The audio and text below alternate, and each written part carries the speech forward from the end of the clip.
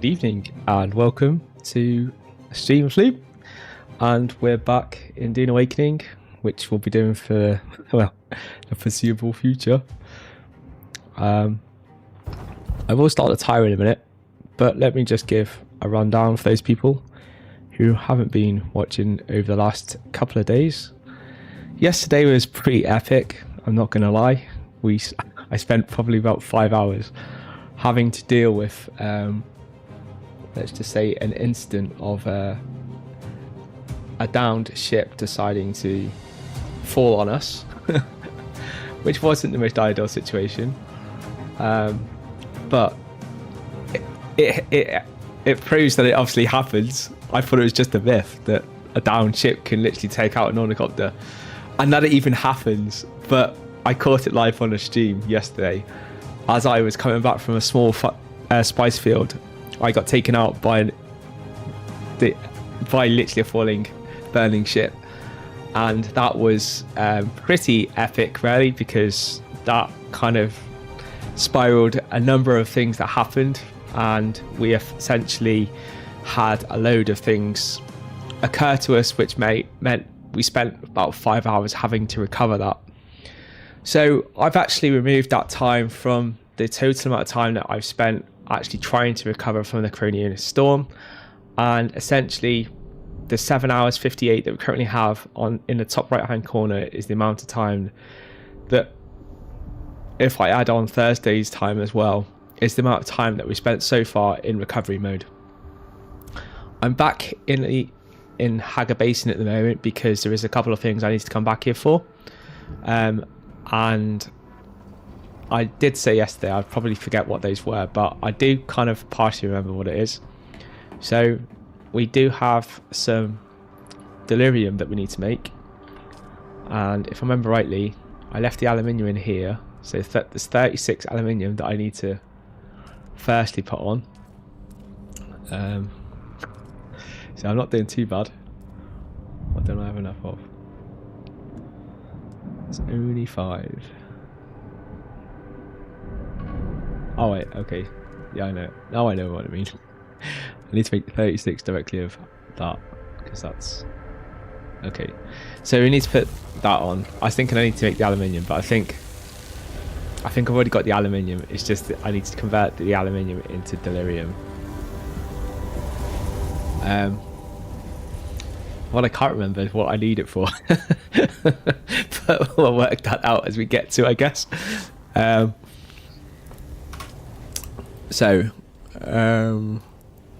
What was it I needed delirium for? I think I needed delirium. I needed delirium to make the medium chemical refiner, if I remember rightly. My mind is a haze today.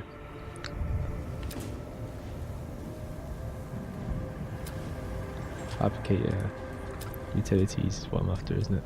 Actually, no, refineries.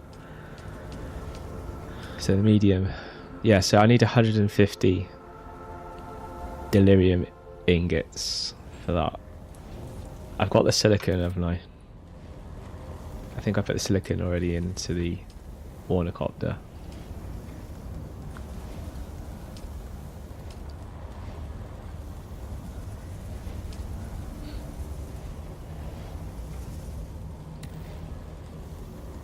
No, I put the complex machinery parts in the ornithopter. Yeah, because I was short of that, wasn't I? I essentially yesterday did take 50 out, then realised I want to make the chemical refinery, and the chemical refinery used up 25. So that took 25 out of the original pile that I actually took out for something else. So I basically back covered that, and that's what the 5 are for.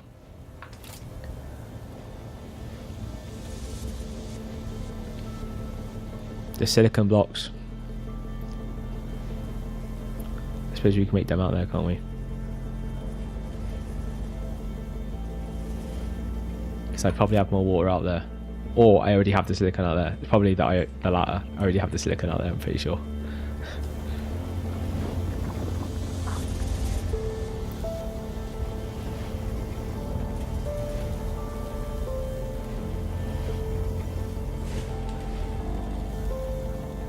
You know what I'm going to do? I'm actually going to watch my own video just to check, because I did say on the video what I was why I was doing it. And I didn't do it really for like as a memo, but actually it's going to turn out it's going to be a memo for me to know what I actually now need to start off doing, because I really can't remember properly.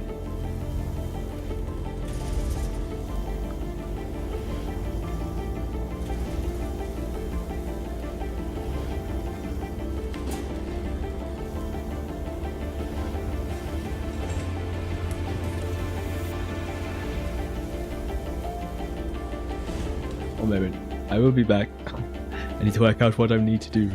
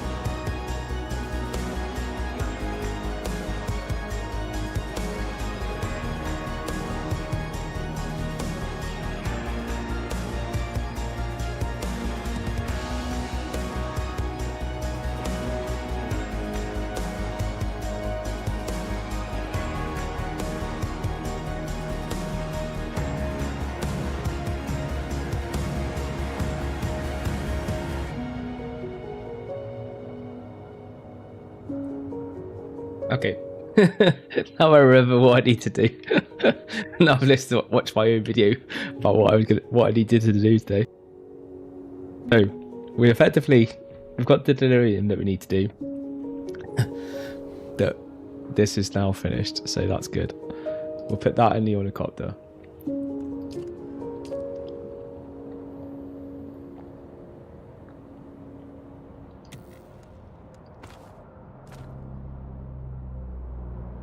And the thing that we also need to do while we came back here yesterday is we also need to go and get the culvert paste. Okay, the culvert paste is one of the main reasons why we came back yesterday, and that's what we need to basically put down the medium chemical refining plant.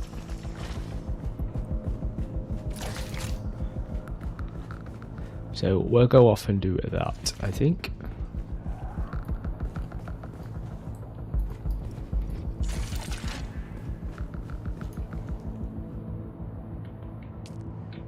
What do I have here?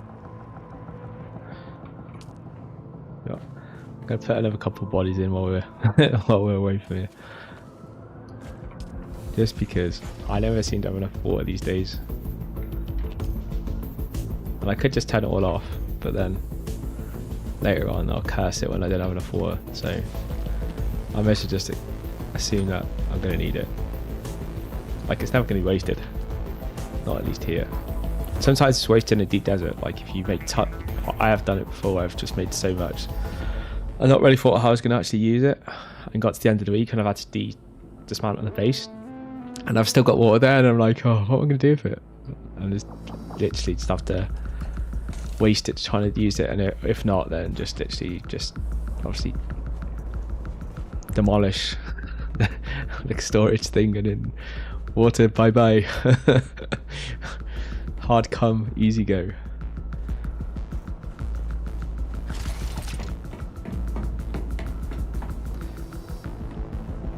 I think I've got the bike on me. Yeah, I have. Okay, yeah, so I need the bike. I've got the cutting array, because that's one of the things we went to go do yesterday as well, and we didn't have the cutting array with us, which is not very useful if you're trying to mine. You don't have the main tool that helps you mine. But today we do actually have that, so we're good for that. We now go off and hit this cobalt mine, get the raw material that we need in order to be able to make the cobalt paste, and then we should be able to go back to deep desert, put the cobalt paste into production, and then we should be able to start going to do more spice harvesting as soon as we've got the chemical plant up and running. I think actually we don't actually need to do that. Just thought we've got at the moment yesterday the way we left it is we actually had spice melange cooking, and we got to a stage where we're essentially now at a crossroads. We need to get the metal, and that's our most important thing that we need to do next, because we essentially need to make the medium spice refiner. But to make the medium spice refiner, we actually need to get the highest tier metal, which means we need to go along the wall in our buggy and get all the metal.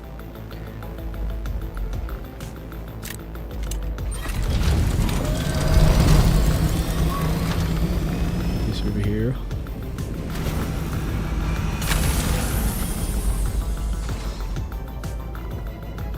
We'll drop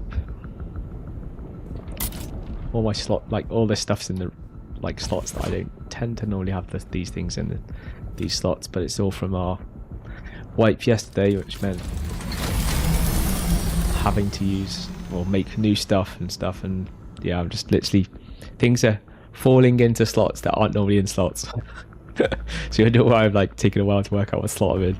It's because I've just got everything everywhere at the moment. I haven't really organised everything properly.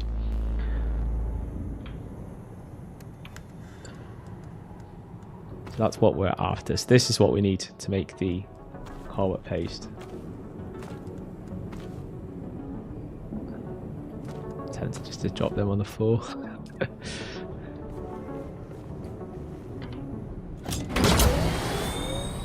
So we'll go in the tunnels in a minute, but there is just one more node out here which you may as well get. It's just an extra node. Sometimes by the time you actually do the inside, you come back out, these can respawn. It just depends how much time you spend on the inside.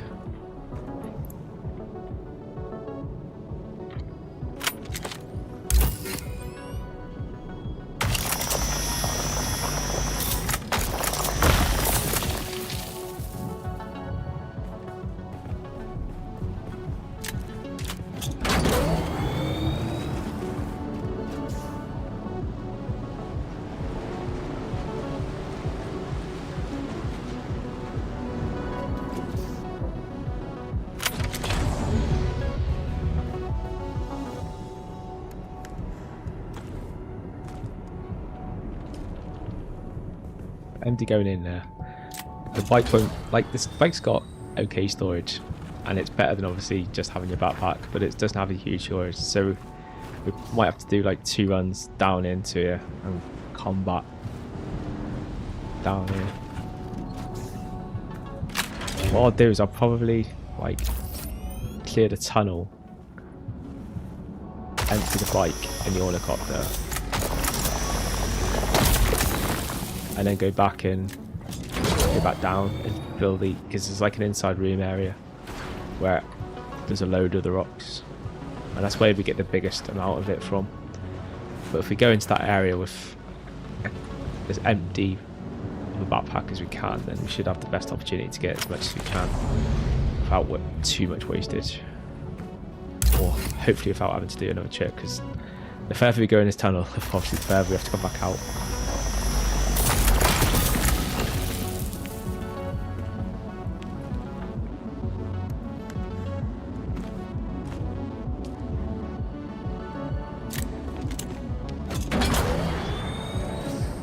I'll see if I can like do as much as I can before we actually go deeper into it. And that gives us the best opportunity not to have to do like more than 2 runs.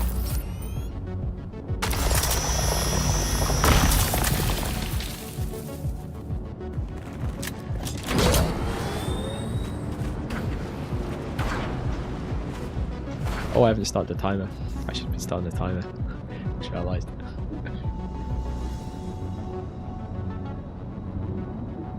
I'll just add. Actually, no, I'll just leave it. At the very end, I'll add 5 minutes for the time that we've just used. Yeah, I've got a nice new tool that does loads of timers and stuff. I was going to change the AFK timers and stuff as well to it, but I found that it will only have one live timer. At least on like the prepaid package version, and while it's a really good solution, don't get me wrong, it's way overpriced for what it is. It's like, it's only a timer, and they're trying to charge me a service charge on it that's, all I can say is like the cost of something else that I would expect to be paying that has a lot more functionality than just a timer. And some of those things I've paid for are cheaper than what they're trying to offer, and theirs is just simply a timer. So I'm not doubting what their offer is. It's a really good offer, but it's a really good tool, but it's way overpriced for what it is. I don't have a gun, do I? That's a bit awkward. We'll have to just dash in there and dash back out, which means that I'm not going to go at the very top. We'll miss 2 nodes, I think. I don't really want it. Like, I totally forgot to bring a sword with me. If I had a sword with me, it would be too bad. Well, I don't have a sword with me, so we'll just have to dodge the NPCs that are in there. There's only like 3 NPCs in there. One's a sniper, though. Oh, and the game's crashed already. How? Why? Why do you crash? I say why do you crash because the thing is I've updated the actual NVIDIA driver, and I was hoping that was really going to solve the crashing issues with Dune, but it could be that Dune's just unstable game at the moment. Who hell knows? One thing I do know is that I'm not going to be able to I'm going to need to swap things around a bit. I'm going to have to use my other screen again, because I did test before to see whether or not, by updating the graphics driver, whether or not I'd be able to start the game without it crashing OBS, but it did. It still crashed OBS, so I don't know what that issue is at the moment. I need to do more investigation.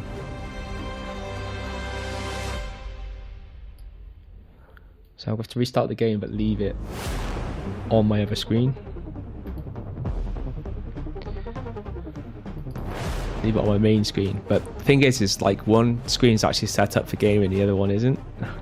The main one's not set up for gaming, and I noticed actually when I was playing off the other screen yesterday, when I didn't switch it round, it's way different. You can almost see like the fact it's only on 60 megahertz, my main screen, because obviously if I'm not gaming on it, there's no point having use a higher refresh rate, because that just uses more processing power. So I have one that's on high refresh rate, and I have one that's just on a like no faster than what your eye can actually compute anyway, but it does make a difference when it comes to recording.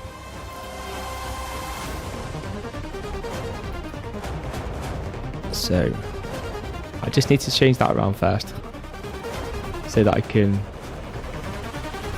put the refresh rate on the other screen.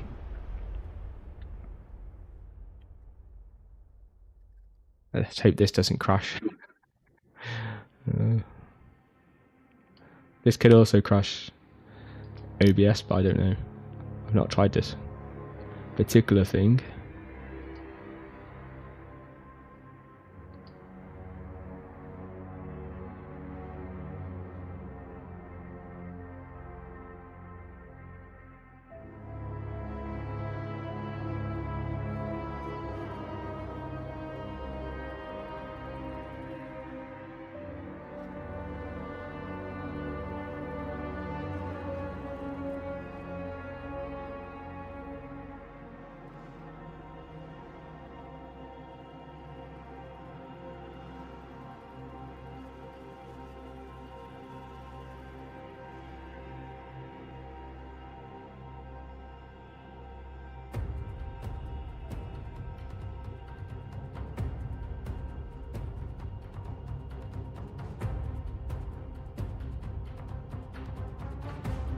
I can't help think this is going to crash it.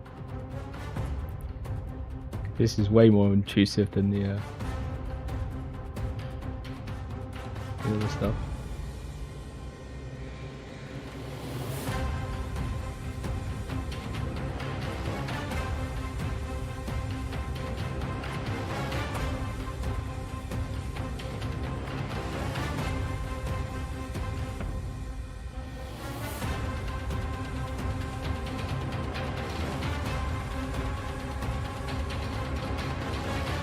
I'm surprised. Okay.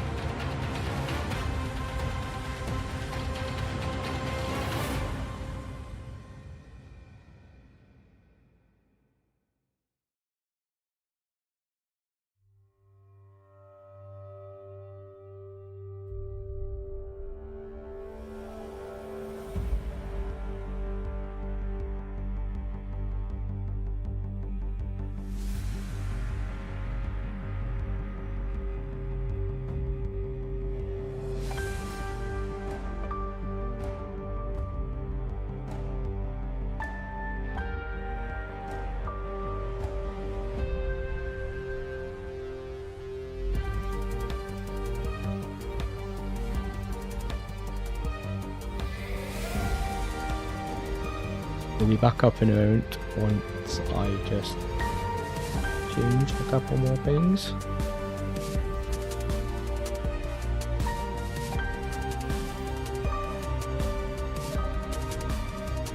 Crashed it either. Oh, waiting for someone to crash it. Right, let's go. Let's try that.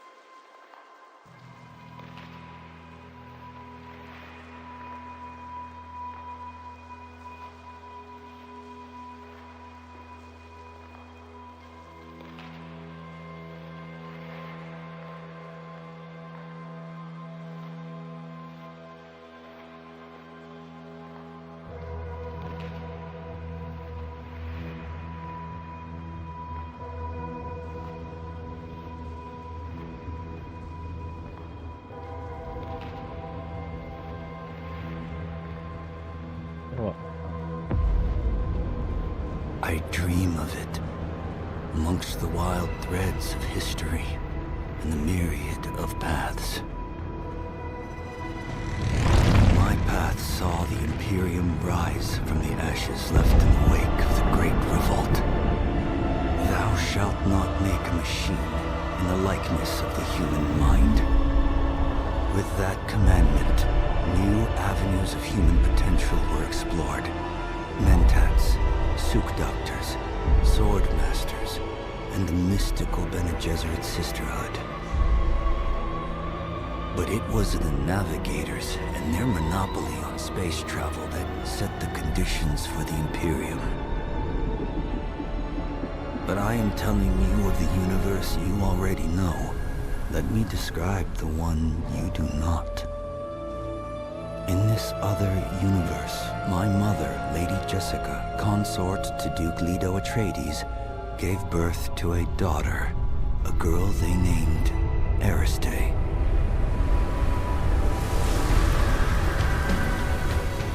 Because of her obedience to the Bene Gesserit, Lady Jessica is trained as a truth sayer. Because of that training, Lady Jessica was able to detect Dr. Yue's deception. Because of the forewarning of his betrayal, House Atreides survived the Battle of Arrakeen. Because of their survival, the Emperor declared a full-scale war of assassins. Because of the war, the Sardaukar were deployed to ensure spy shipments continued without interruption. Because of the Sardaukar, the Fremen were eradicated. There was no Muad'Dib, no Lisan al-Gaib, no Kwisatz Haderach. I see a universe where I, Paul Atreides, was never... Do you not think a count-up time is supposed to go up, not down? I thought it worked out how this time it works, but it clearly doesn't work out for leads to you.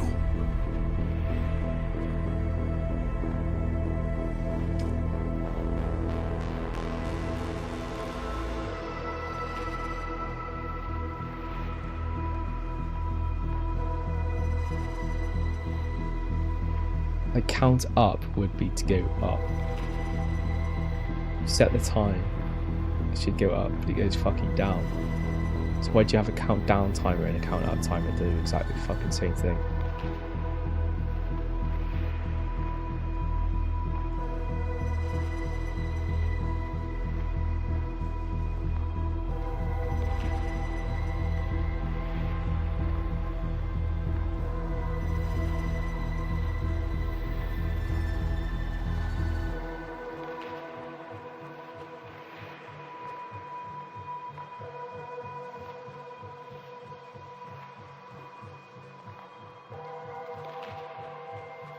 So it counts up to the number that you specify. That's not what I wanted. Oh god. What a pile of crap. I thought I found a good tool to actually do the count up. Now I've realised it's not the tool I was after. I'm going to have to go and source another one. It's a pile of rubbish. So for now, we'll hide that. Because it's not what I wanted.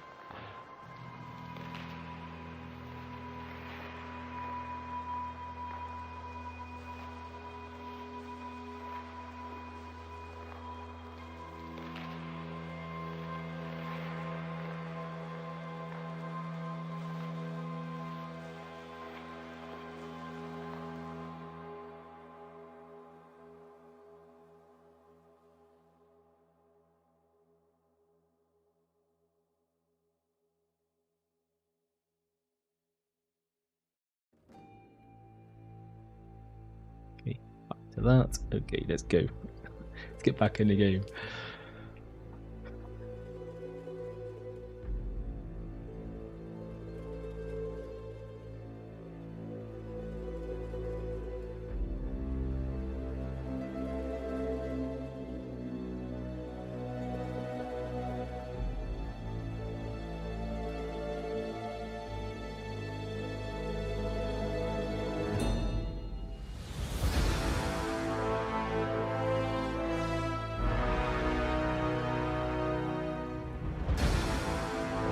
I was about to say, while I wait for that to do that, I'm gonna go and do something else, but just like do that. It finishes loading.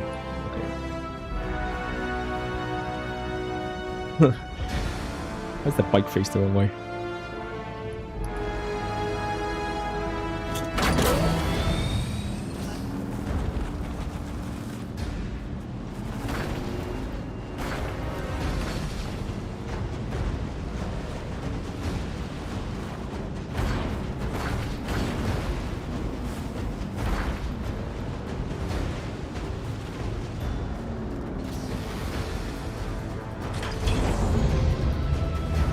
Crystals outside should have spawned by now, been that long.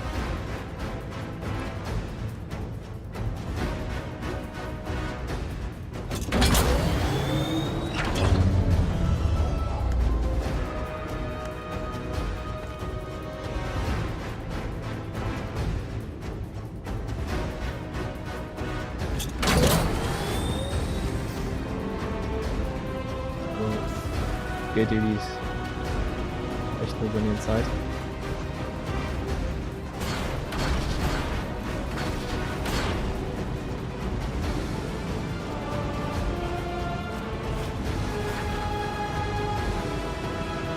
Could do those things again on the outside, but like I'm gonna fill myself up, so we can effectively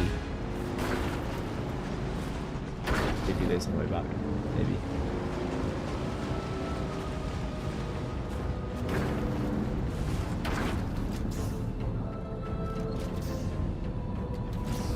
Just in the bike for ready, I'll run off.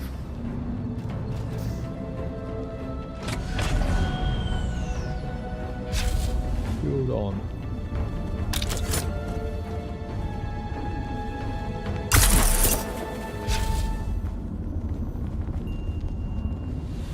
Leverage off that. Try and get through there as fast as I can.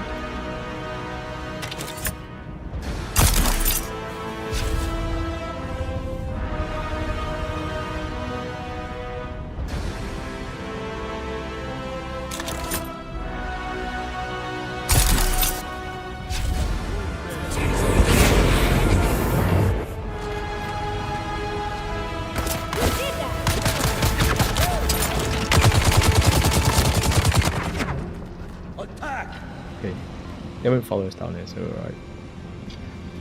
Well, they haven't ever done it in the past, so I can't imagine them doing that now.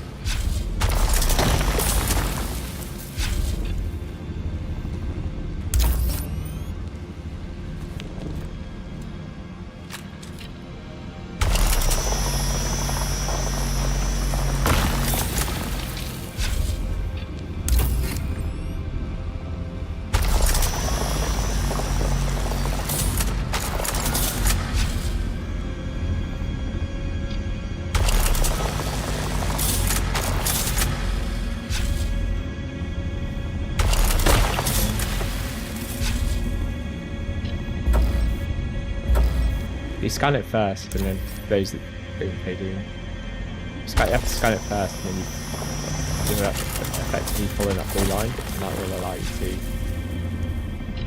break the rock in a way that allows you to extract all the ore.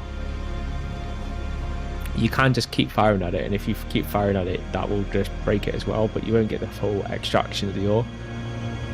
So by scanning it first, it allows you to see how the rock is formed, and thus Where's everybody?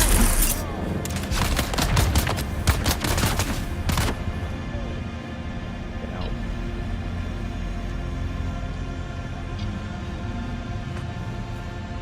Just go for it, because then we can avoid like then. There's like a couple more rocks at the top, but if I was doing it and I had a weapon that I could destroy the other people that are the NPCs, then it wouldn't be so bad. But those NPCs at the top, they can't hurt if you just let them shoot at you. I can't just stand there. Even with the shield I've got, it'll eventually start hurting.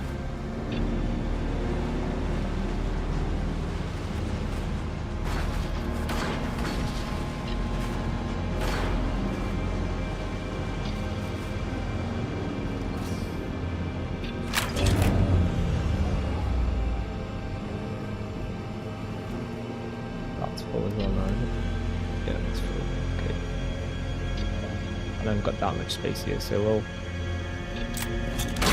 go and get as much as we can of the other rocks until we fill our sort of backpack, and then once we've filled our backpack, we'll head off to the desert.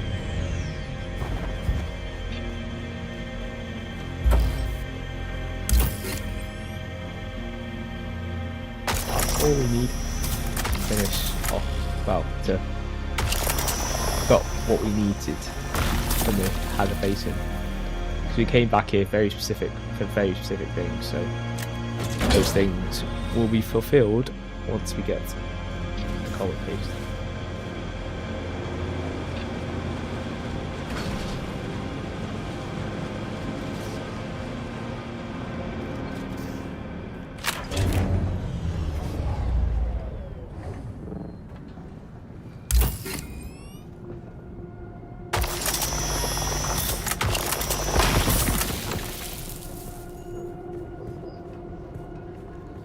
full.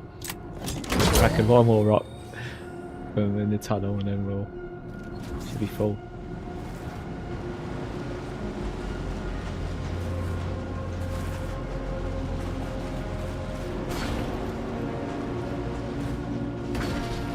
Up there looks like a nice juicy rock.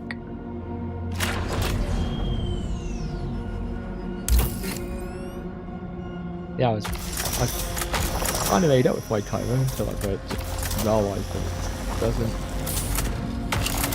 Like I tested it basically, but I hadn't fully tested the up counter. Like an up counter is an up counter.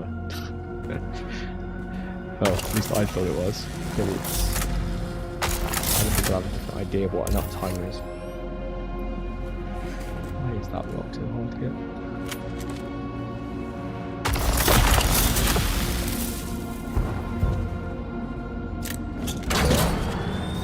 One piece was refusing to be zapped. And I just couldn't hit it at the right angle. This is one of the reasons why I'm not a big fan of the Mark 5. Like everything past the Mark 4 I hate when it comes to these, because look at it, it's like, because you've got two hands on it, you can't just point at it. It's like has two hands in here, you really use one hand, so it kind of like stuck, part of it's stuck at the hip. So if you're trying to actually get something that's at an awkward angle, you can't. Not very easily anyway. You end up shuffling around for ages trying to get it.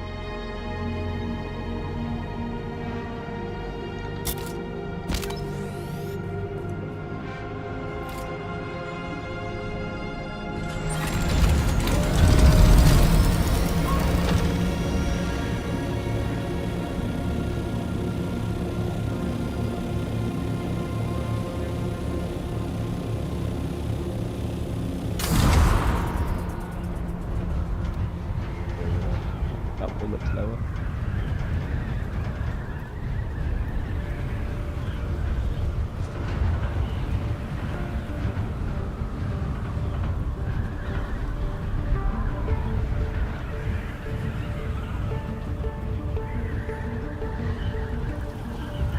Technically, you can go out anywhere along the wall if you can get up there, but there's obviously lower points and a higher point. And I'd rather find a lower point than somewhere that's like super hard to get up to.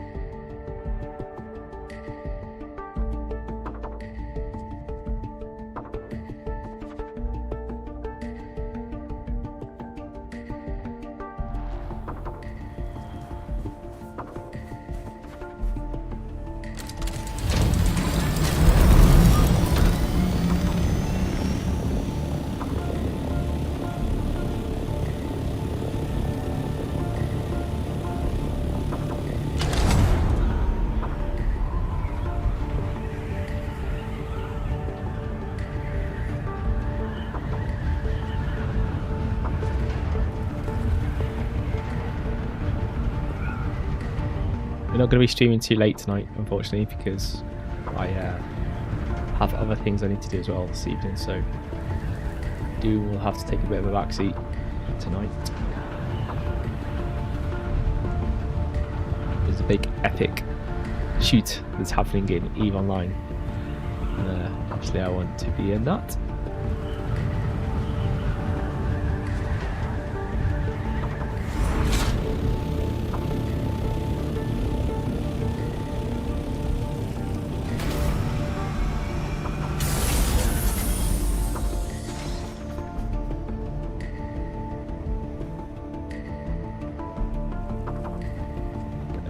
It into one of the storage containers.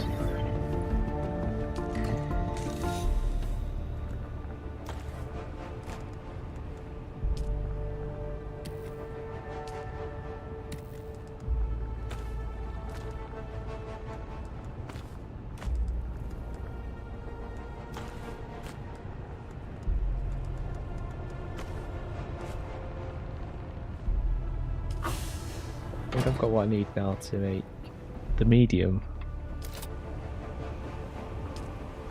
Find out. Don't find out if I missed something.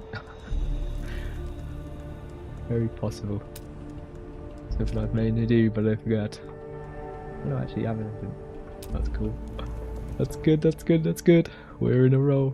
I can feel it. Today's gonna be a good day. Demolish that. Probably the batteries in it. I'm actually surprised I had room to pick it up. But I do just. Like one left.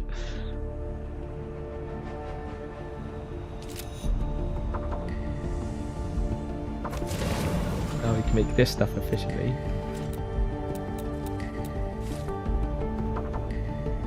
Let's over a bit. Because we need room where we want to make the medium one, which we'll do. Hopefully we should be able to do that today. I'm hoping.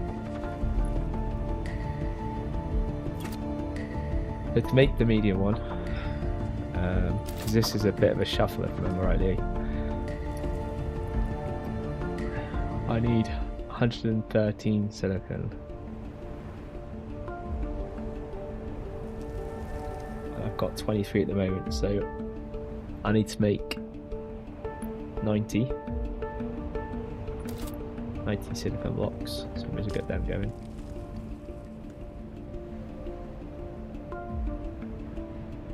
You've got no power at the moment though. Probably turn off the death stills that are switched on. One of them has an empty jet, so we'll leave the one that has an empty jet on. Power's back up.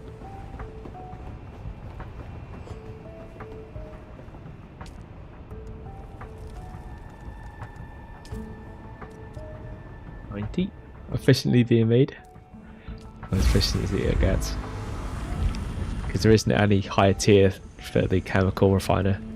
The medium is the best at the moment, at least in the game. I'd imagine the fact that it is a medium means that at some point there will be a large, or at least they may have inclined that, because why would you have a medium? So yeah, they would just call it like the chemical one, then the large one. It sounds like there is going to be another stage to it later.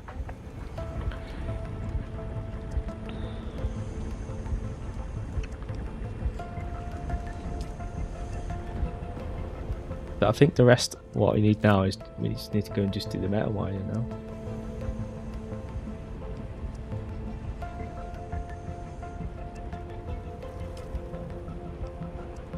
This chemical refinery uses 80 melange.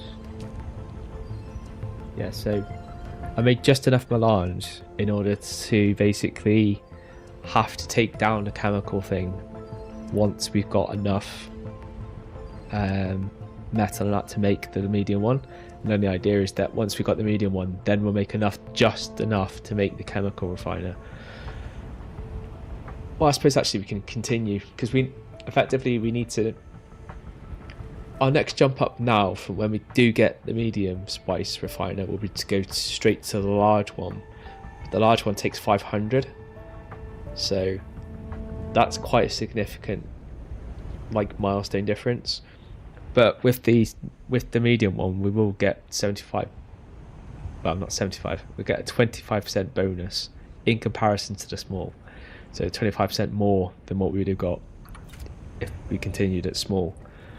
So I'm refining it using the best materials of what I've got, but it will mean sometimes taking down one of the top tier current kind of refiners that we have in order to make sure that we're doing everything efficiently but not over making it, so that essentially we keep everything to the fine line of just what we need in order to get things done, but swapping things around if we need to take some of those resources for something else to be made. I don't have to worry about silicon blocks or cobalt paste though. That we can make as much as we want to, and we should do that while we have the chemical refiner up. Because once we get to the once we take it down for the medium, then we'll have a small gap where we won't be able to make any cobalt paste or anything. So we also need 95 cobalt paste, and we've got 28 at the moment. So I need to make my head hurts about thinking about doing a calculation for that, even though I should be able to easily do that, but I'm just going to be super lazy, put it into a calculator, because hell, why not? 67.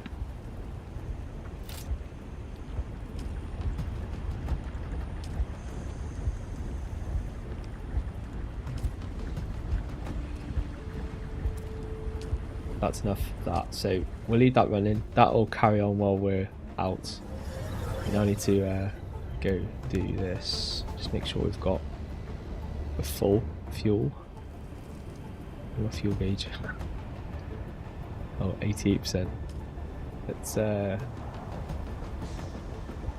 put another fuel block in.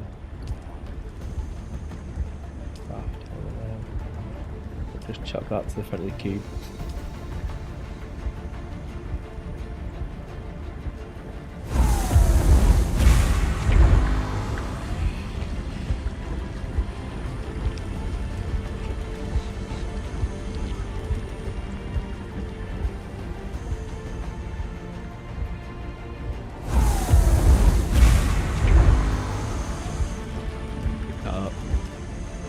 Charge it now, but we'll also put it in the back of the buggy, and then we've got it there.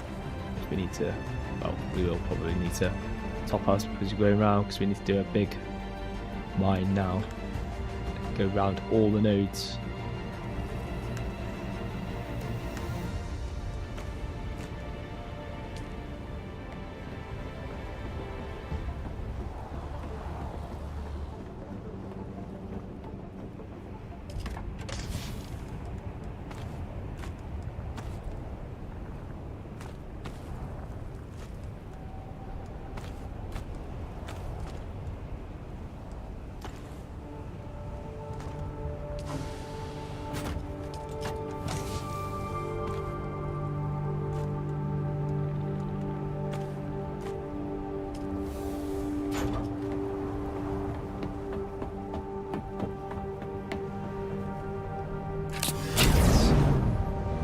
Going, shall we? Get the show on the road, as they say.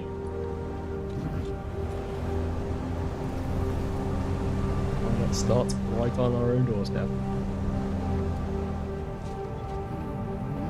Just grab the in.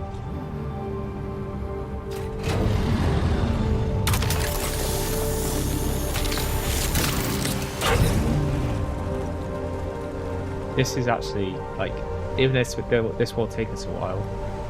This doesn't take like anywhere near as long as it would be if you were to try and do this with like my handheld one or anything like that, because the buggy just refines a lot larger volume per node.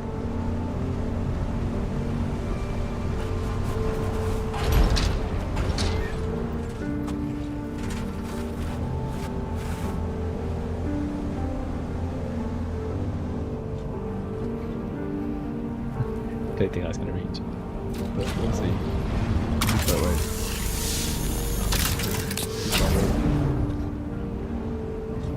Don't fall off the edge of the cliff. I'll be literally in deep desert sands. I'll have to go and get my carrier to go and come and get this thing off.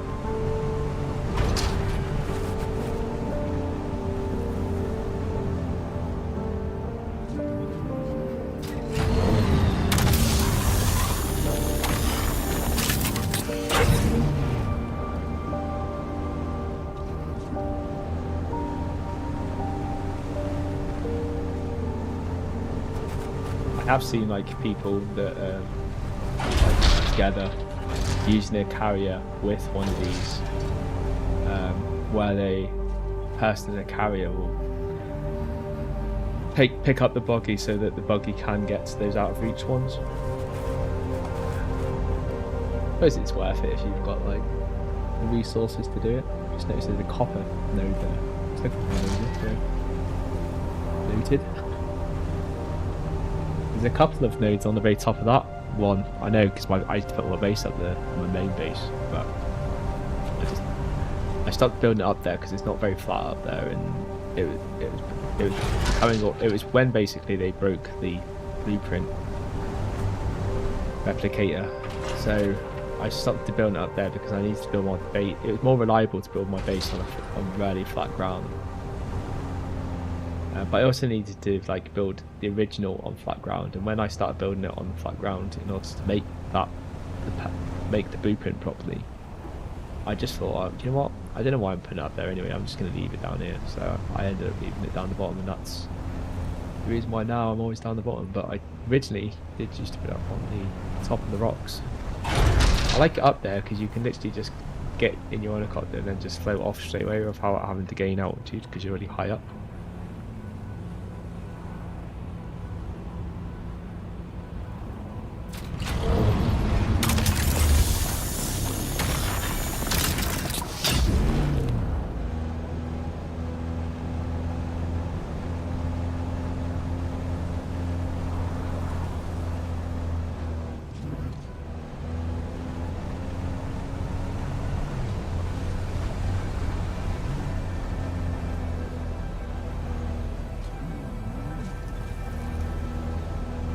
Never been over this side.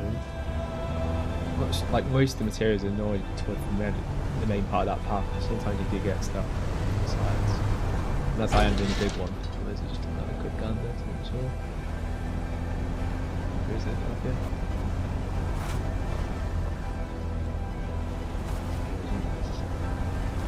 Looted. We'll do that again.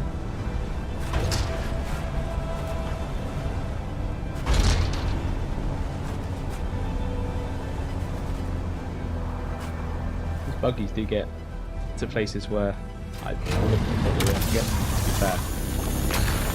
It's one of the disadvantages that they pointed out when they first came with the buggies and the goad. Used to say, like, if you take a buggy, you can get better refinement and stuff from using them, but you'll find it harder to use them because there won't be you'll have less accessibility with them, so you won't be able to access everything. Which you can't, but they still have like a lot more accessibility than you would have thought they would. Like they can still get into some places you're just like, well, really didn't think they'd be able to get up there, or into some other places.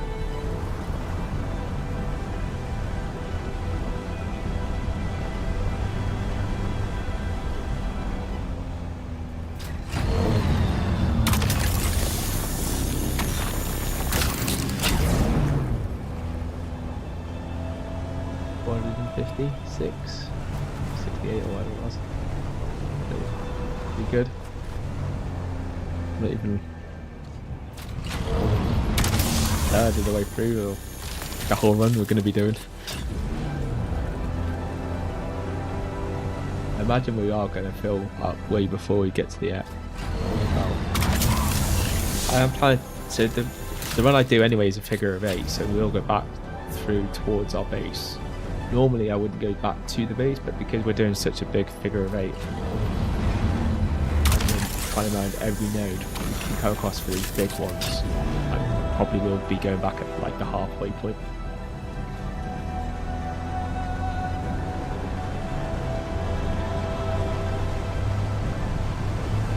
If we don't, we'll just get to just past halfway and probably not have space to put any more in.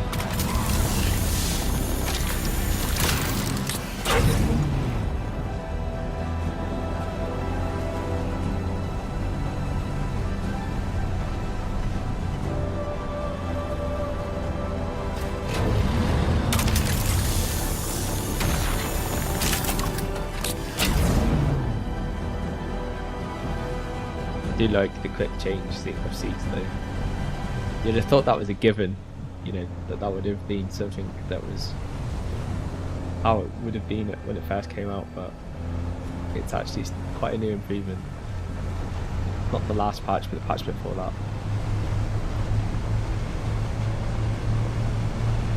But they didn't have that with more of a shocker. Most people, not just me.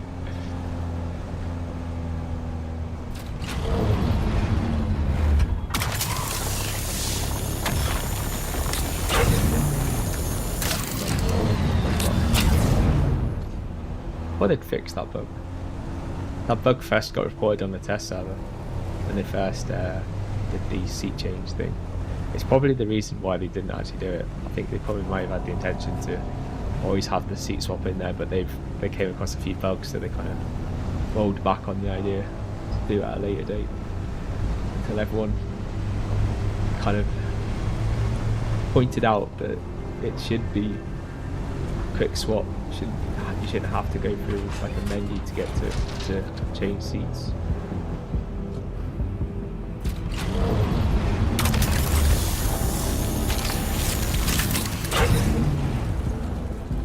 And it's more beneficial like to people like me who are solo players than it is for groups, because if you're in a group, you're going to have a person on the gun all the time and a driver. Or that's at least how I'm told that the bigger groups do it, but like now it's like this. I don't see the point. Like you can just send out a load of people all in buggies, and each person drives their own vehicle and does their own kind of like zapping with the rocks, and you'll get more stuff than if people just go around in it than two together and doing it, because it doesn't take that much. But anytime ready to swap. It's got like a super small base. The Doom Man's base. It's the new Doom Man pack.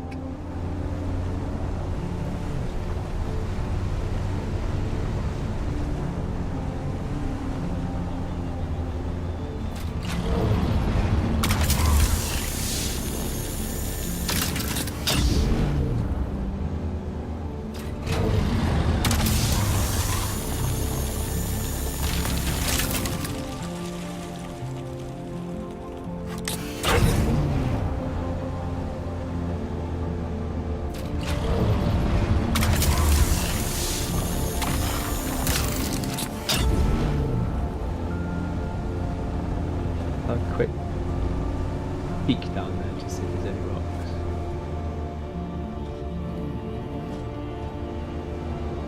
Just goes out onto the sand going down there, but I want to go up this way because there'll be more rocks up this way, and it'll lead us back to kind of where we were, where we came in, which will then also lead us into some other place where there might be some rocks as well.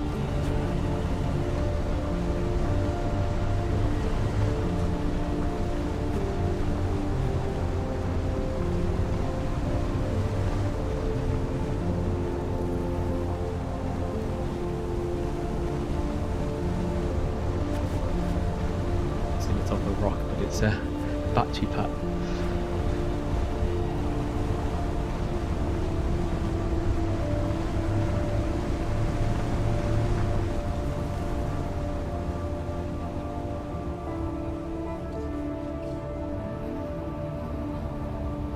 Lots of battery packs around here. I do my battery farming around here. Like sometimes I will do it in hangar bases, but it's like there's hardly like, any nodes of batteries in comparison to around here, where you literally only take a stumbling walk and you'll come across more batteries than anything else. Batteries and scrap, and yeah, plenty of rocks. But the low tier metal rocks, they're rare. It's all your high tier ones. Especially now that they changed it all with bringing the high tier metal rocks onto the wall. Before that, there used to be like loads of aluminium. You'd see copper and you would see some steel. I don't think I've seen a steel since they made that change.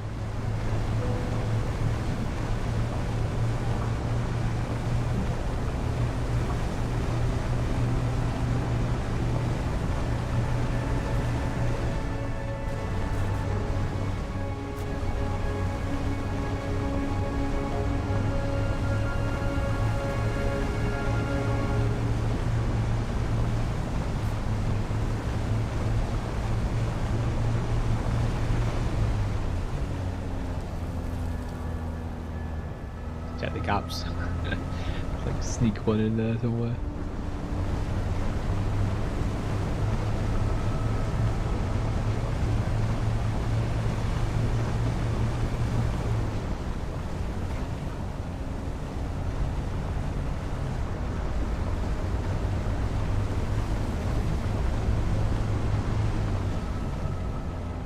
Stop.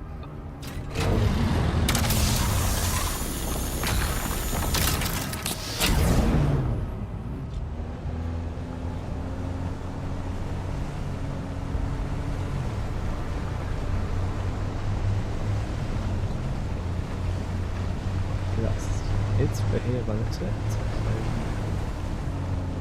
the next area.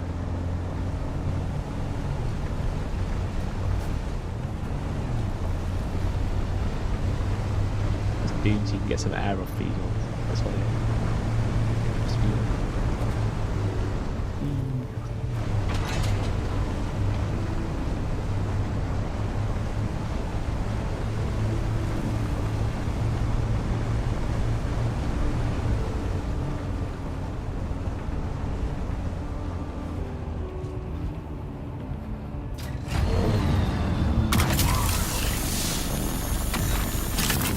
that one you wouldn't have thought you'd be able to get hold of, and that's what I'm on about. It's like sometimes you think, well, that's too far away and you wouldn't be able to get that one, but I think it's based on distance, not necessarily like distance in a sense of like height. It doesn't include height. Distance, like if it was in level with you, doesn't matter how high it would be as long as the laser gets to it. It's, yeah, I'm not sure, but that one there that would be way further away, and if you did that general distance away from you, that probably wouldn't hit. But as you've seen there, it did. So I have some theories as to how that works, which I haven't properly tested, but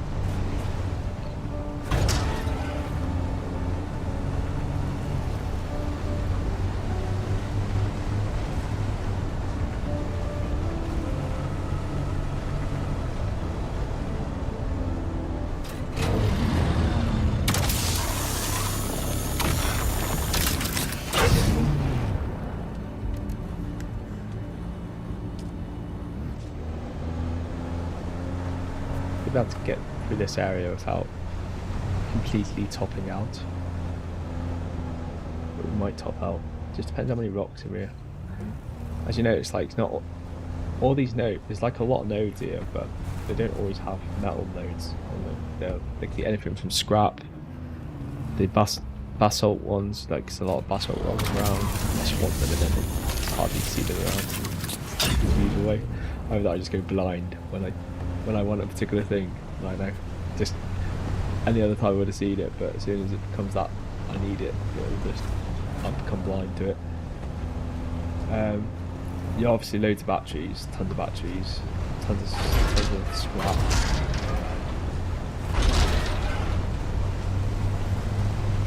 See metal nodes, which can vary. Some weeks it can be like more dense metal nodes than other weeks. They always obviously randomize as well.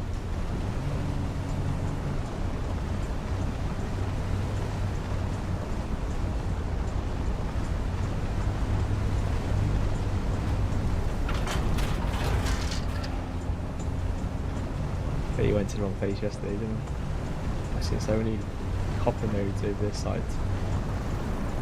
But we went over the other side yesterday and I flew over quite a good chunk of distance. I didn't see one extra node.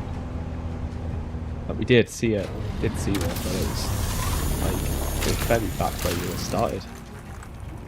Covered loads of distance and there wasn't even like one per square meter. Well, 1 kilometer, even mind it.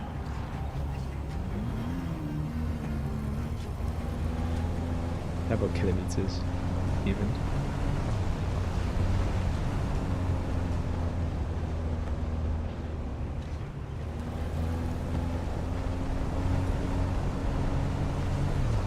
Aluminium.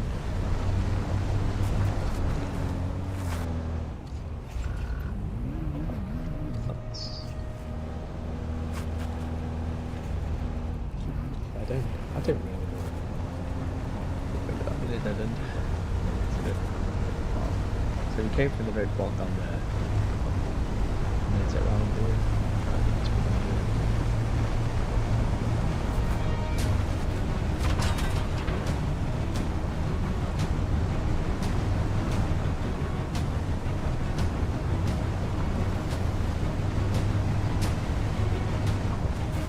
Did that down there, that will take you back to where we came in. But there is nodes down here which there's two there. We'll just get these and then we'll then go back up. Because that part there is literally where we just came from. Kind of, if you went down there, you've pretty much done a full circle.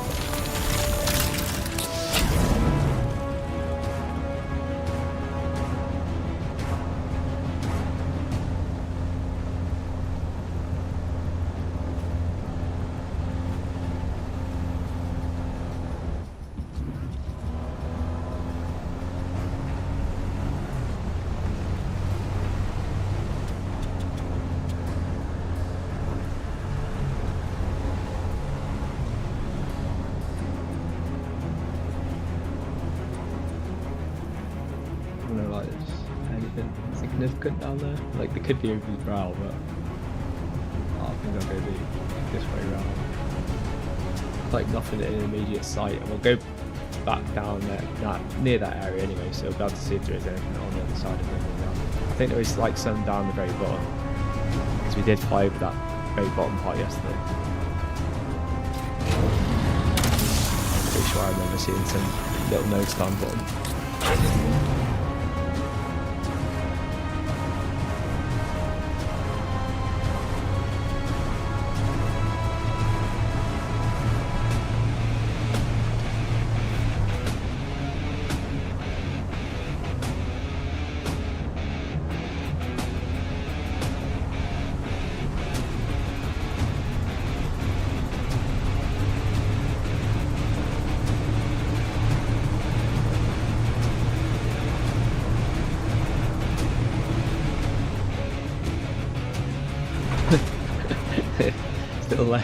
Little legs jumped up as if it's like a dog pushed it up. Little things like that tickle me.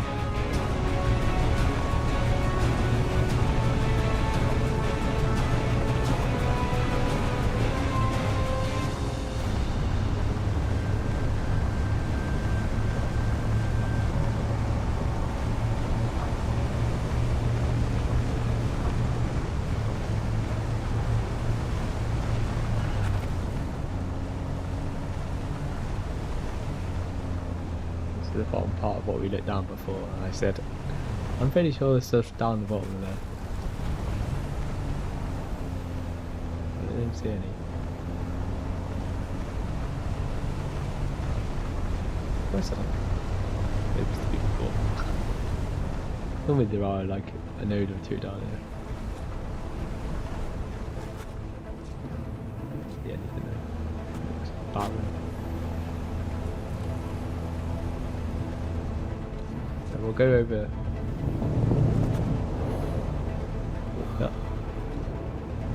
We'll go over to just by the base at the bottom area, clear the rocks from down there, drop all of what we've got into the base, get a kneading refiner up, and start getting that processing the metal.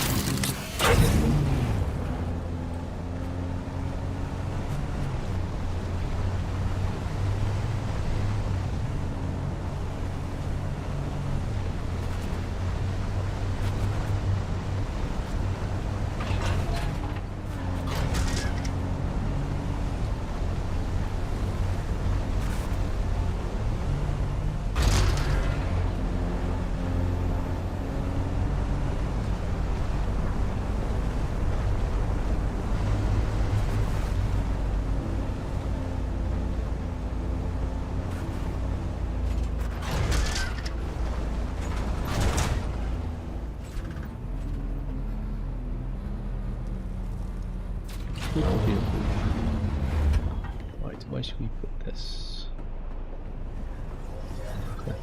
Anything when you gotta base this for? Where do you put this down? We'll have to move this. There's a couple over here. I might put it next to these if I move this over a bit.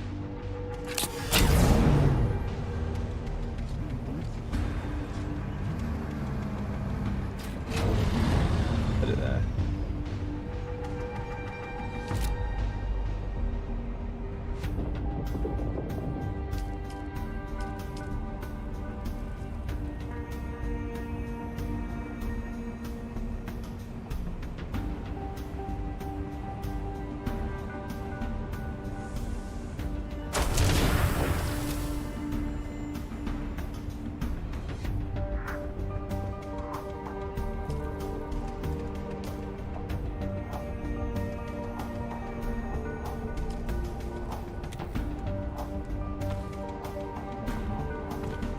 That actually can't process that yet, can we? We need to process the other metal. We need to just process what I call the stringy metal first, the strontium fibers. So we'll get all the strontium fibers and we'll put that into this because that's what we need to do that in the chemical refiner first.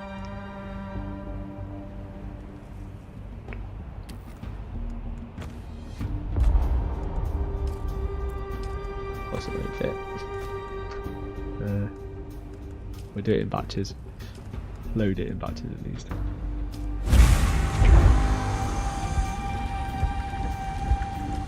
I don't think this uses much water to make this stuff.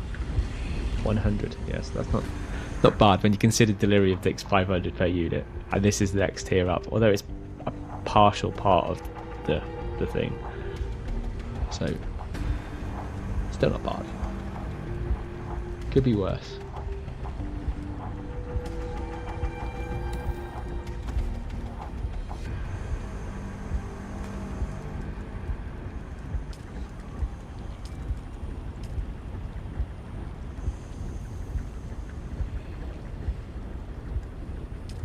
We pretty much just need this going 24/7.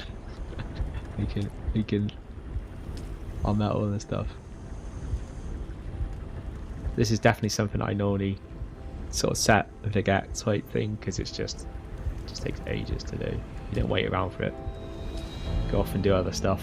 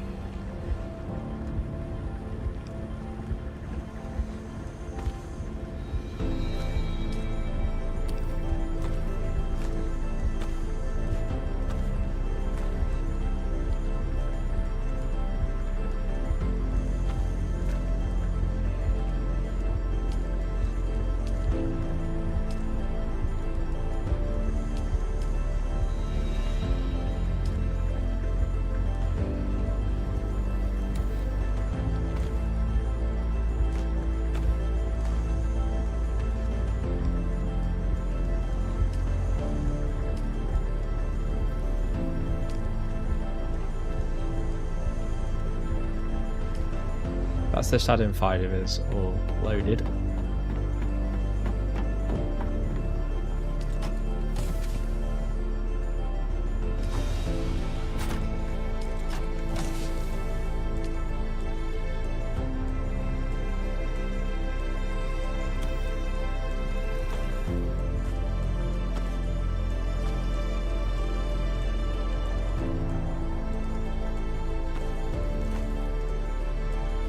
We get some. No, we're not going to do spice lines. I was thinking, oh, we could do put some spice lines on, but no, we don't do that because we need to wait for the medium before we do that. So, good. Uploading the titanium in.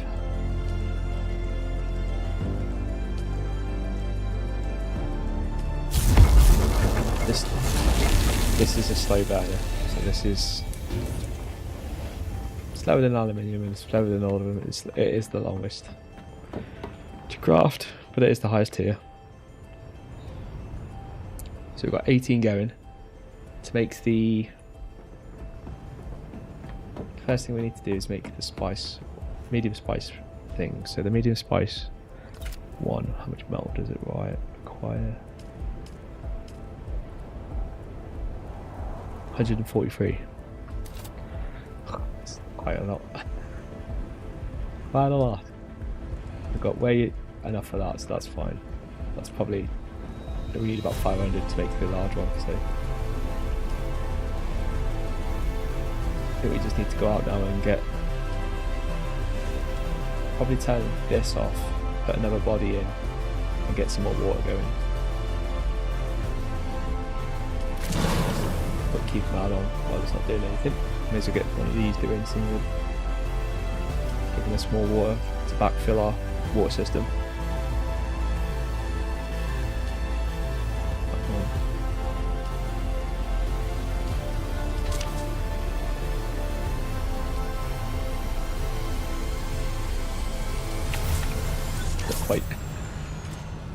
Not quite.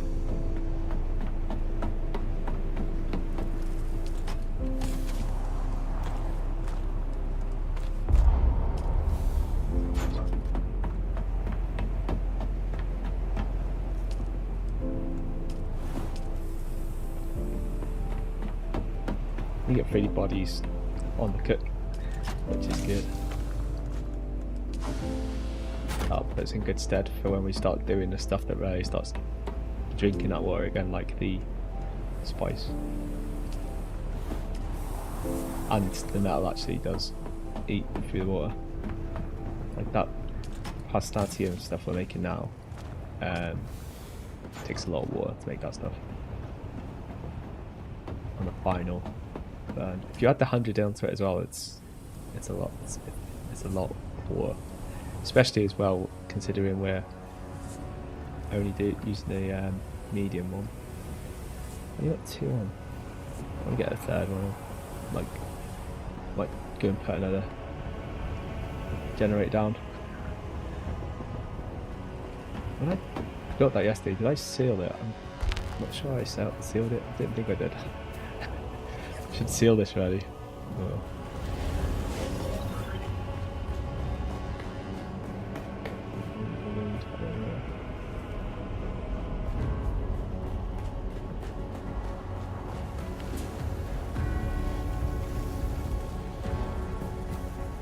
Could change this design very slightly.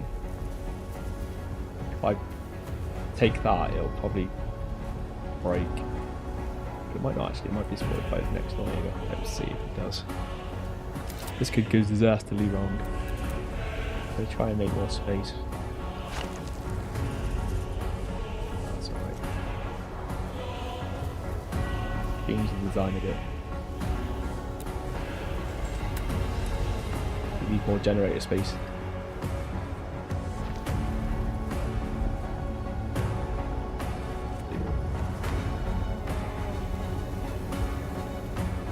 Use a half wall.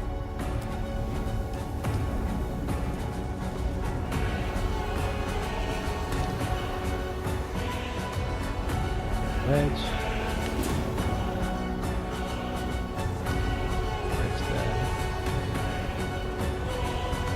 I tried to make my bases not look square because everyone moans about just seeing too many bases with squares. So I always try to make sure that there's not just a square base. It has some sort of shape to it other than just the actual squareness. Hi Dilly. Oh. Derbity? Is it? Derbity? Hi. Sorry. Probably just mutilated your name, but I apologise. But thank you for the follow. If you have any questions, do let me know.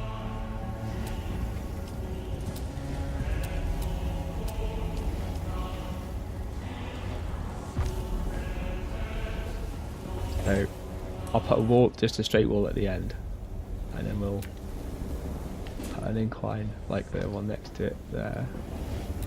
we'll delete these. That like building plan type things. When I put the blueprint up, actually I shouldn't delete that last one. I should have kept that.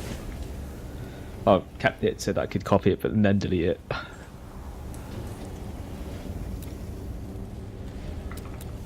least put another wedge up.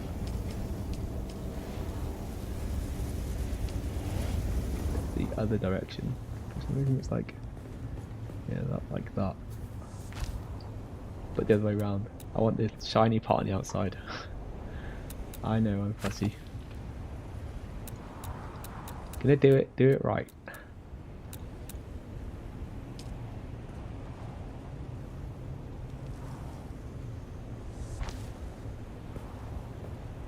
And the wall.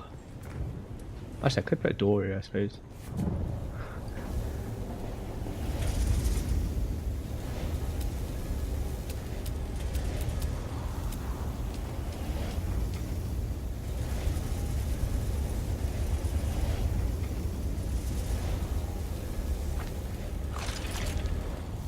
so there's an access in here rather than me.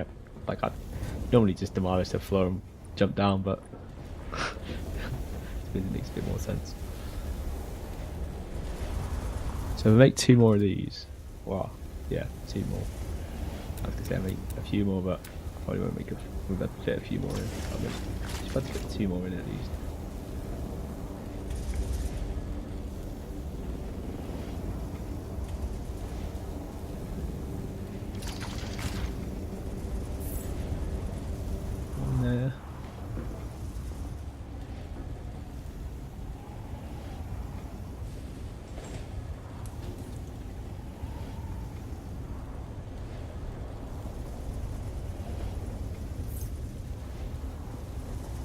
I don't think there's enough room to put another one here. What are your character? Get out the way, boy!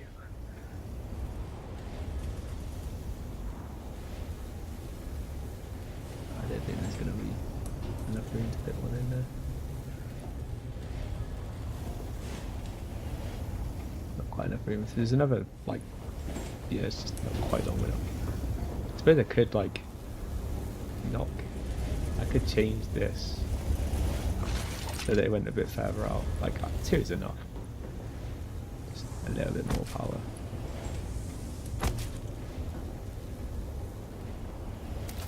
If I really was desperate, I'd put another one up. Although do you know what? I'm gonna put one up. Cause I want to put 2. I do want to put 2 more down because 2 more will probably give us enough to put the other 2 death stars on.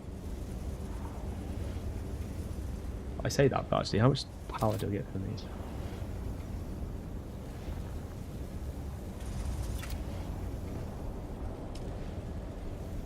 These output 75. 275s, 150. 2 things. So 2 more. Yeah, 2 more actually should be enough, I think. Let's put the other 2 on. Let's try it anyway.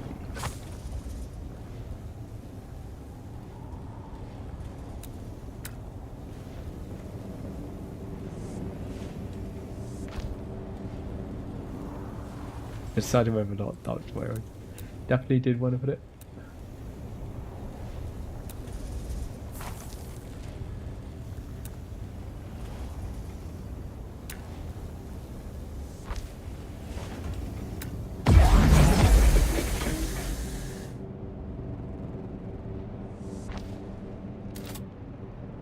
I might need to squish these over a tad. I might get away with them being there as well. I don't know. See, but I've got a feeling there might be just a bit. Need to move them over a little bit.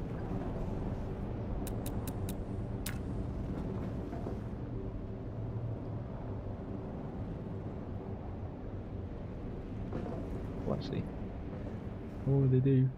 You go green.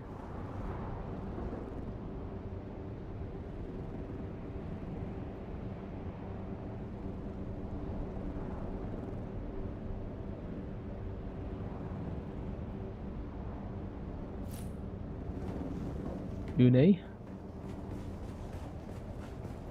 I like, but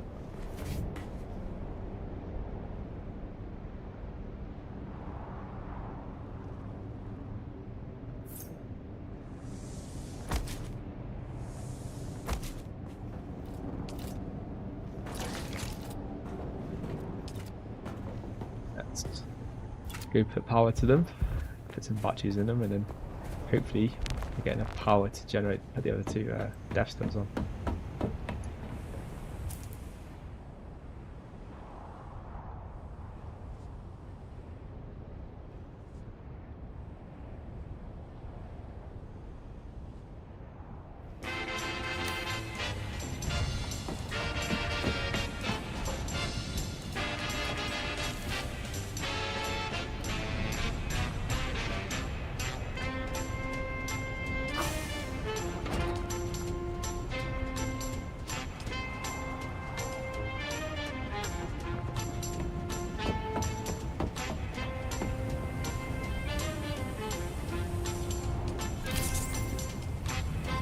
I think that's enough.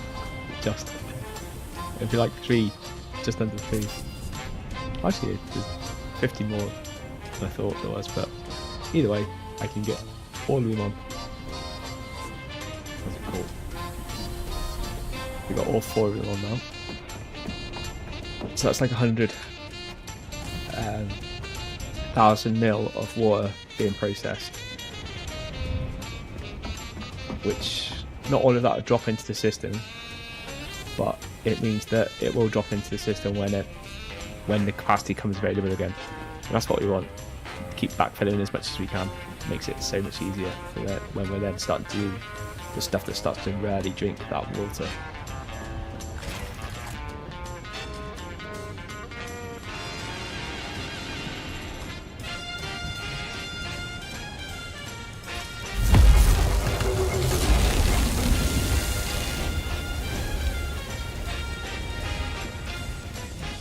That's taking a while. I just thought it had done more by now. It's done 57 actually. Oh, that's why I reckon we ran out of water. So that's not very much metal being made, but it's water, that's why. 1,250.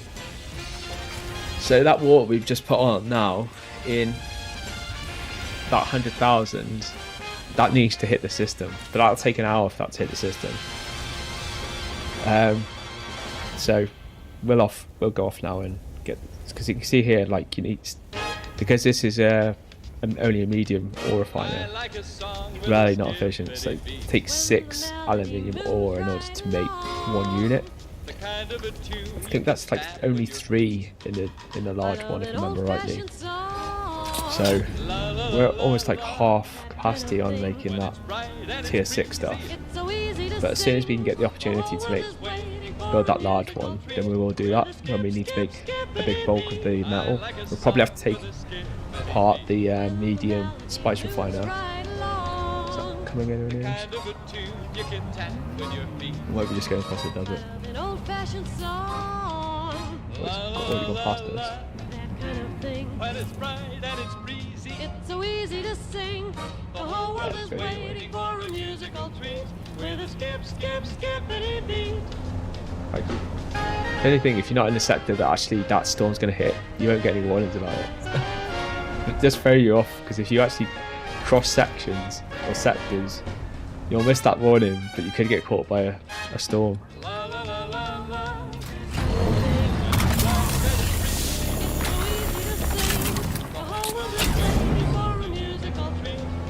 Skippity beat.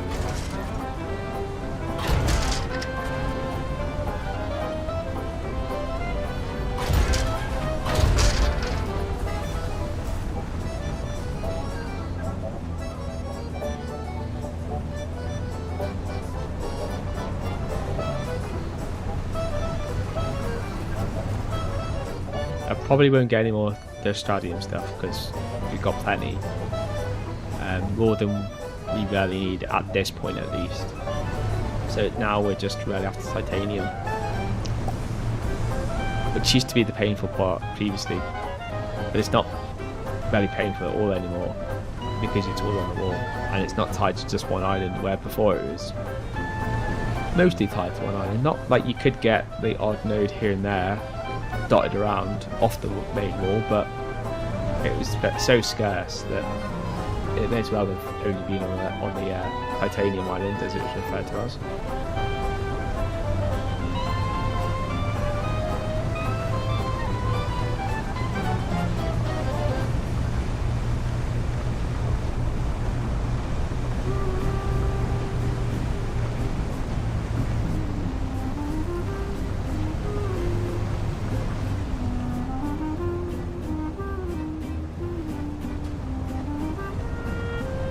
One titanium node yet.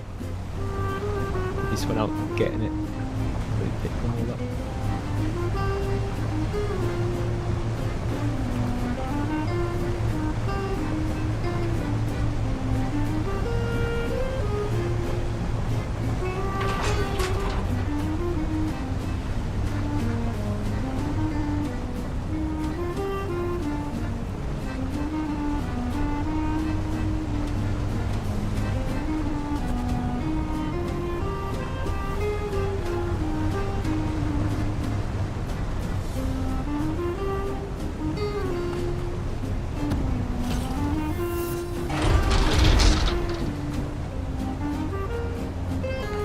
The way it says you're running on fumes. It can't be fumes though if it's electric, and it must be electric because it's battery. Where did the fumes come into this? Really have to be confused now.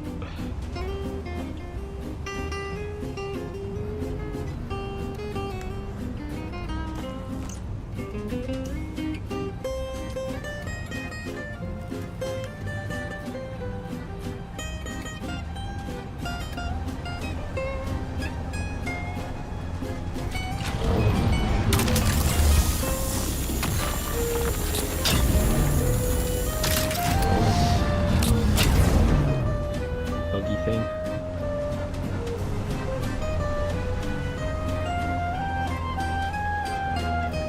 Like a double ender in that. Buggy in the buggy.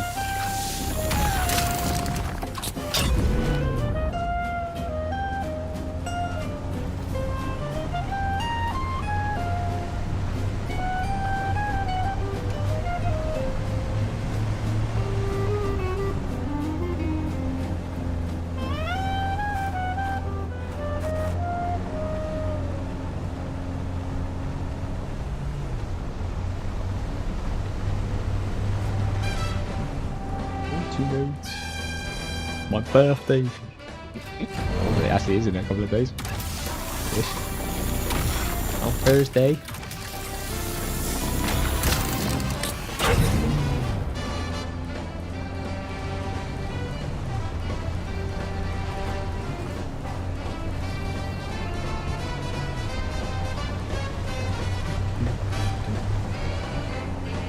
I'm not into 60s music, by the way. No, this is from the 60s. But I do actually quite like this, the type of music that is in Fallout, which is what this playlist is from. It's quite jazzy, like funky music.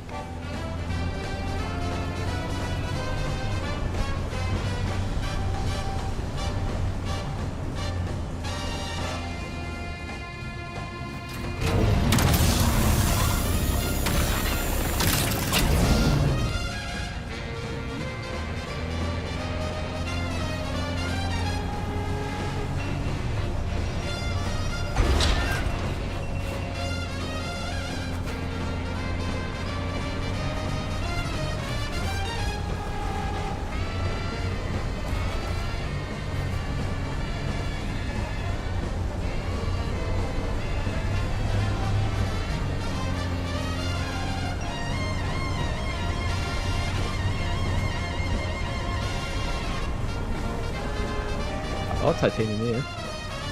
This little area. Very concentrated.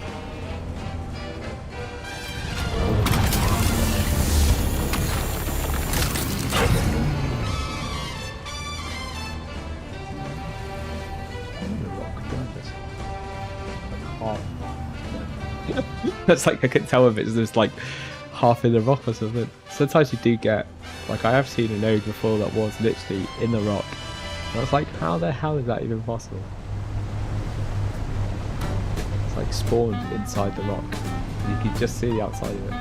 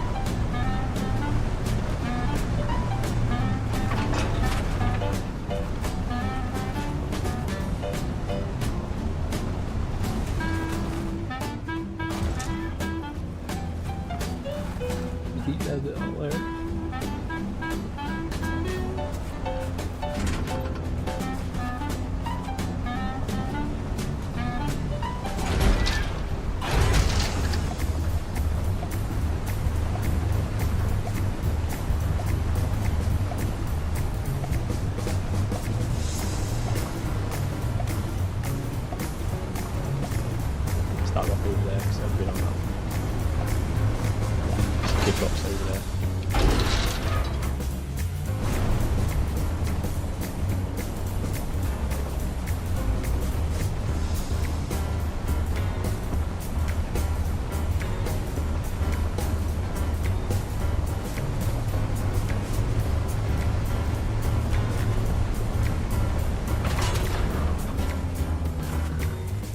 Scrap.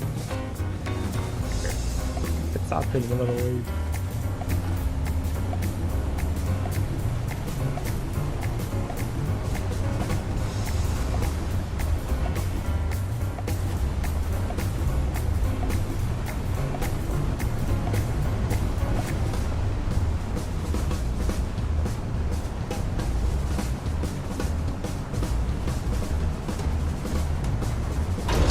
Nothing base is built on this one. This one and the rocks next to us. You should, like when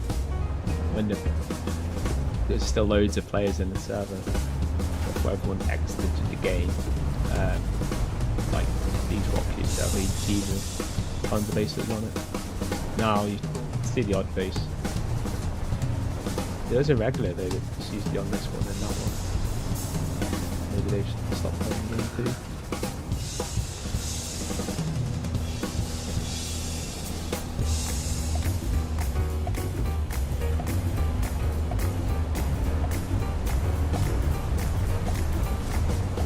Hiding.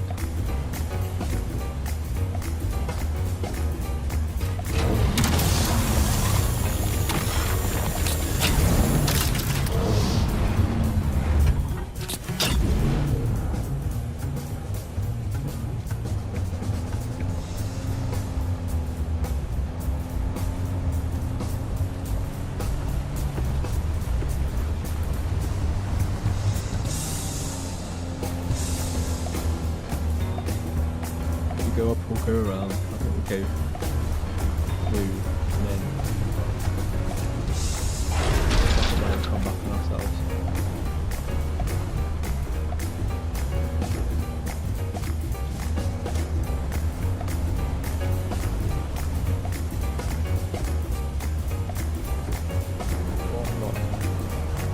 Well, not like titanium rock at least. There's obviously other stuff there, but not I want.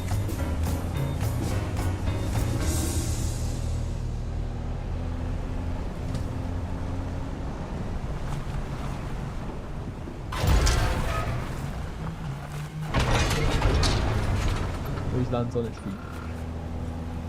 Or it doesn't. Now this to roll over.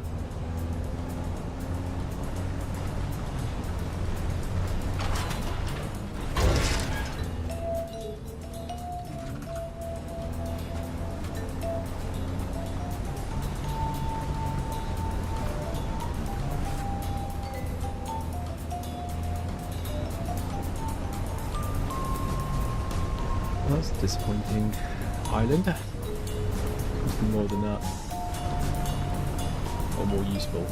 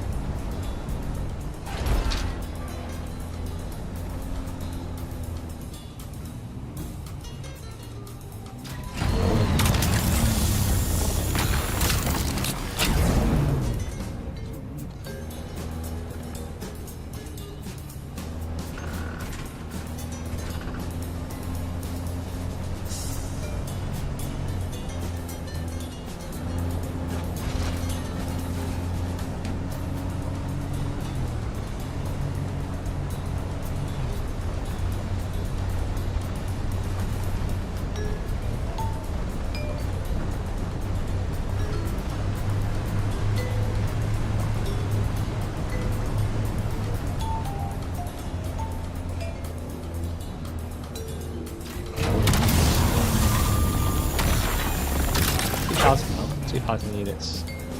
So if you divide that by 4. Actually, no, we have to divide it by 5, don't we? Because it's 5 units per thing. So we do need about 5. We do want about 500 units, enough to make about 500 units. So we need a little bit more still. How much space do I have? Yeah, well, enough to gander around. We could go back and do another cycle of what we've just done. Which is probably more reliable than scavenging around some of the other areas that you can go to.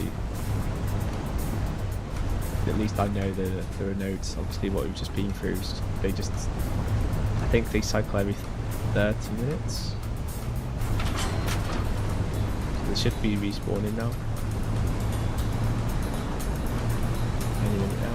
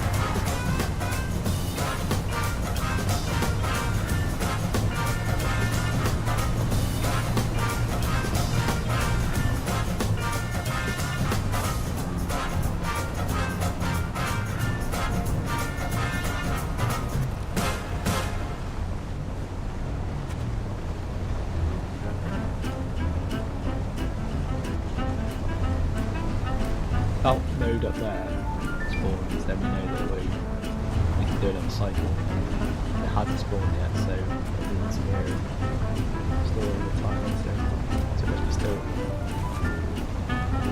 on that ticker. When that appears there, we'll go and do another one.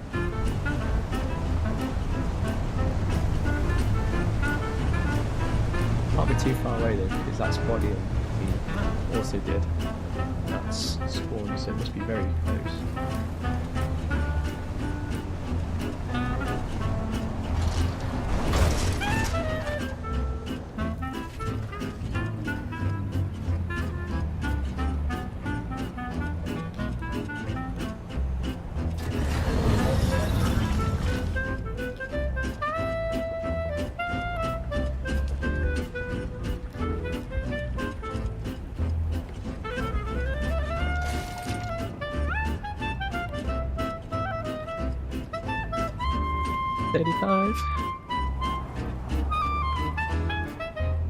Need another 110.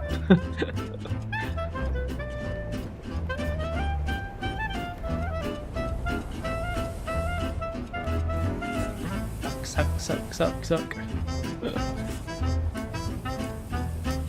Hey Waylon, how you doing, mate?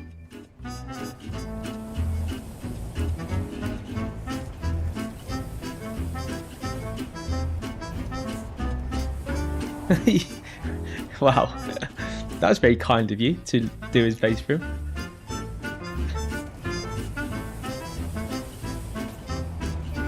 What was so bad about it? You just didn't like the way he did it, or?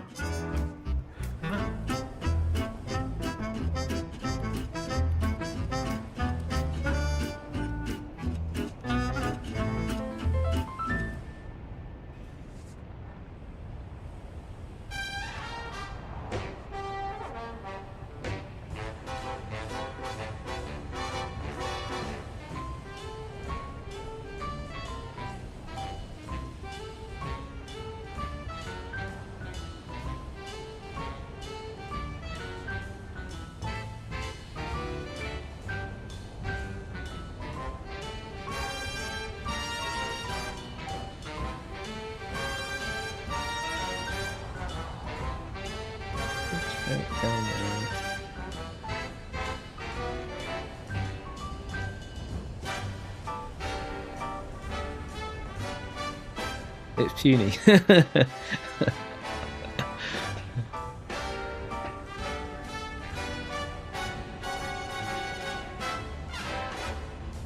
You pay his taxes for him. Why does he not pay his own taxes? How big's his base? I bet he's only... Has he even got any extenders on it? If he's got no extenders on it, that's like 4,000 what, every 14 days? Like, if you can't afford 4,000 Solari, you are poor, like beyond poor.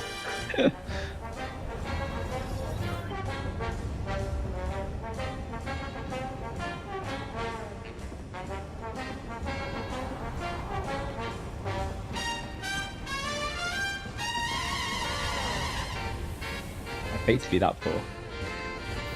4,000, God. How much money do I have on me now? So I would consider myself poor. I'm 422,000 Solari. That's like the poorest I've been in a long time.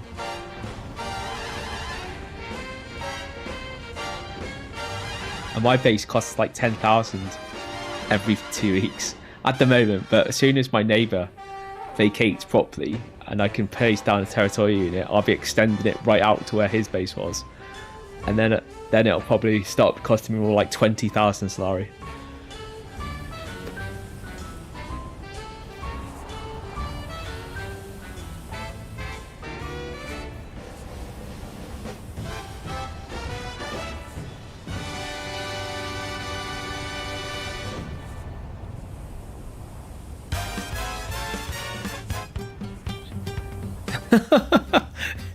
Alright.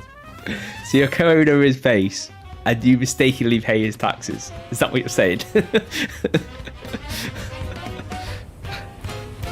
I wasn't aware of that, no, but now that I do know that, maybe I need to get some co-owners for my base so I can get them pay my taxes for me.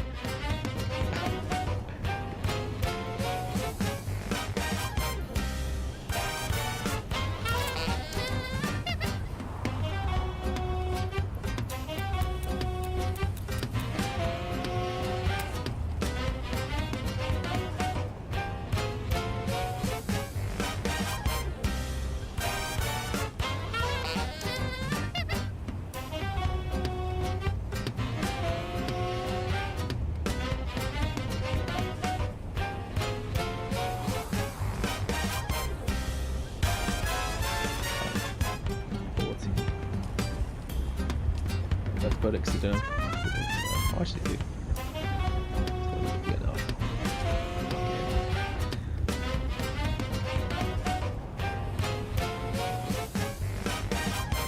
There's 3 of you.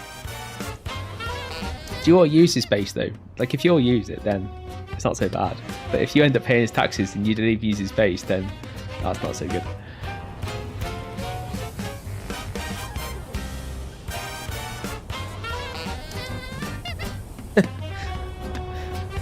How many bases do you all end up paying for? This could work out good, I suppose, if you're all paying for each other's bases. But it's not good if like one person ends up doing it each week, every week. That poor person's like paying for like 4 bases or whatever. 3. And do you just have like, so you must all have the advanced sub thief, because obviously you don't pay taxes on the normal standard one. So have any of you got extenders, or have you just got the main sub thief?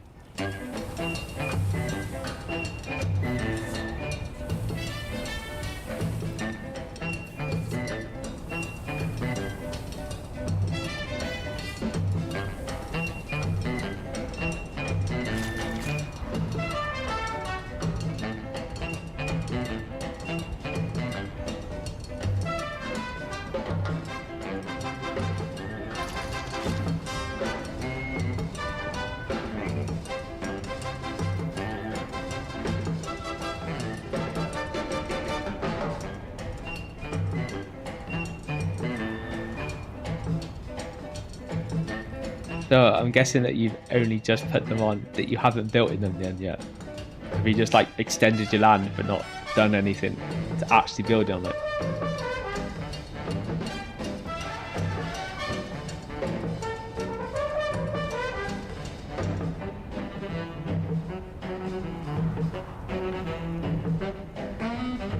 Fair enough. The first thing to be fair, I outgrew my single sub thief within probably a week, because like I needed more space and I couldn't build outwards, because at the time when the servers were still full, I built in a heavily populated area, so the only place I could build was up. But I kind of knew that when I built where I built, which is why my base is so tall and thin.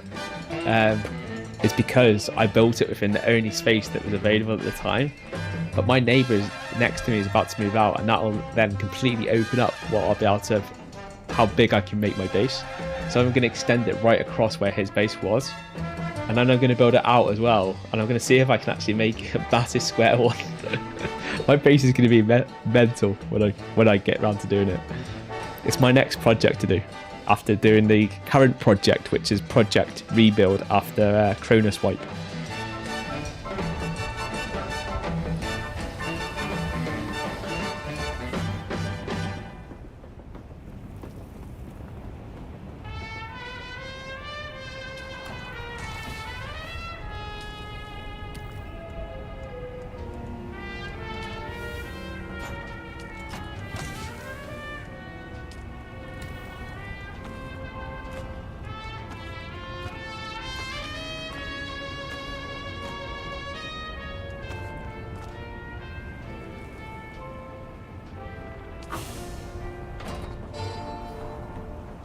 The sun is setting at the river's end.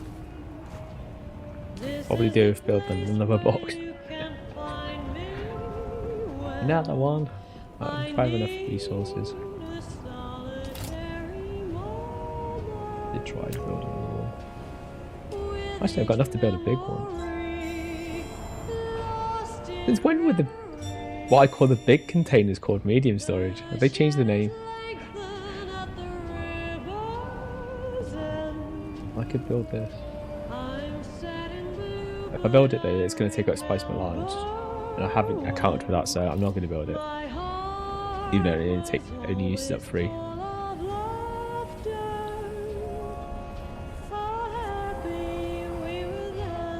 So are you planning to make a big build of big base then, Wayland, or are you just testing out the extenders? You're going to take them back off?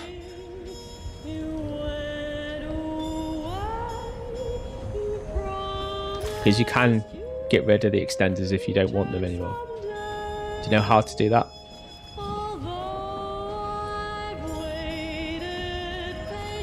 You do lose the money, obviously. You don't ever get that money back that you had to put down in order to get the extenders. Those goods are lost forever.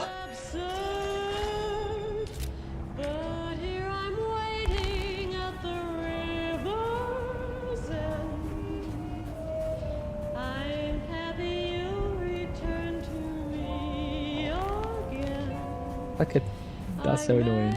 Like, it'd be nice if I could put that in there so it's nice and flat and smooth coming up. I can't because it goes outside the extender unit.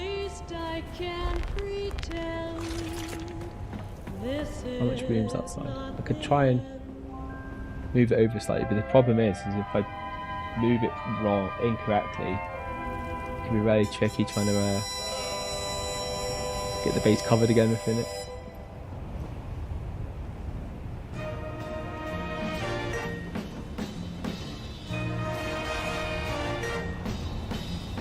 Like there. It's something down or something.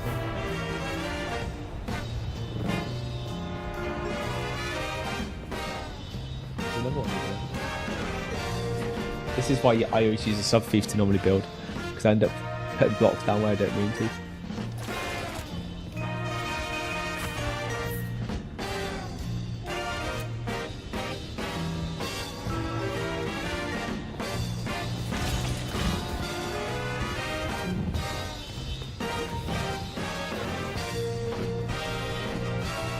Destroyed something. Luckily I didn't.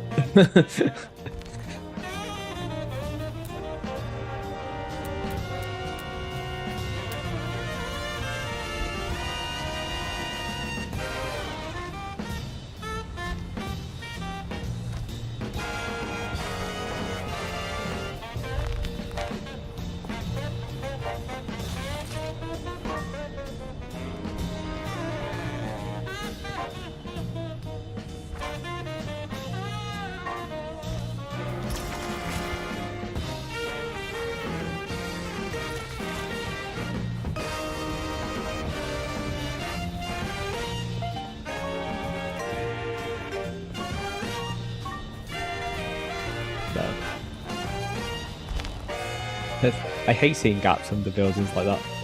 Should be filled in properly.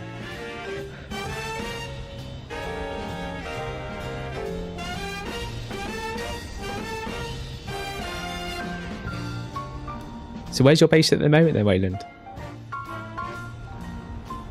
I'm guessing it's not obviously in the west wall at the moment.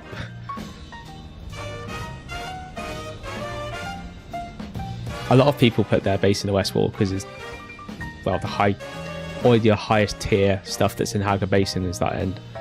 In the northwest, well, is it northwest? Is it not north? I suppose, yeah, it is west, isn't it?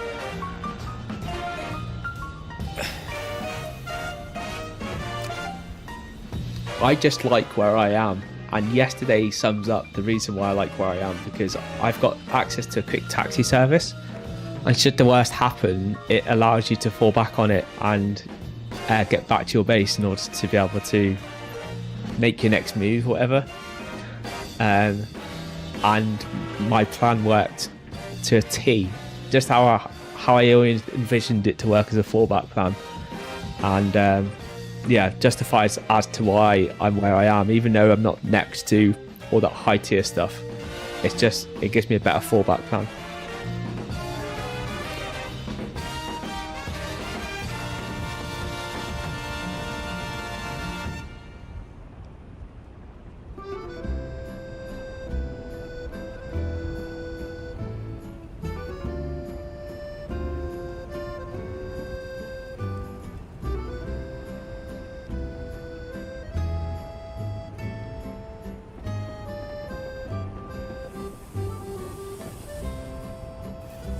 I have always been tempted though to build on the west wall.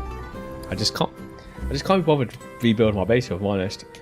And I do like where I am, even though it's out of the way.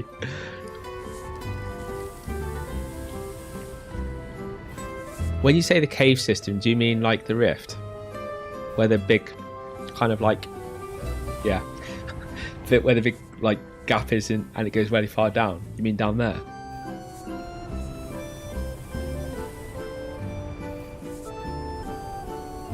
Like, I don't know who would want to build down there, but clearly you. I've never tried. The easiest way to know is if you get your building tool out and you go there. Anywhere you can't build, they'll land block, so they'll put a red block in there. I would imagine because that is quite a, you know, it's supposed to be a player kind of path area or kind of main route area. I would imagine they would block you and not allow you to build down there, but I might be wrong. I've never tried it, to be fair, and I don't know anyone that would want to live down there because it's the dark, seediest place ever.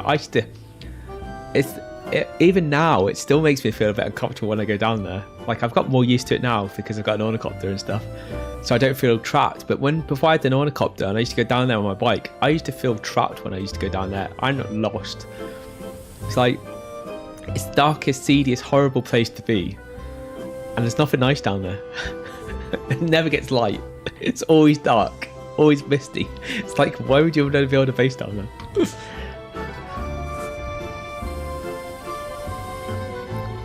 If it was a PvP map and you were trying to hide your base, fair enough.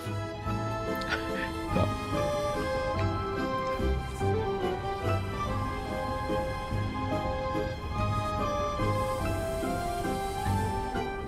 just the sunburn's overrated. It's not that bad, mate.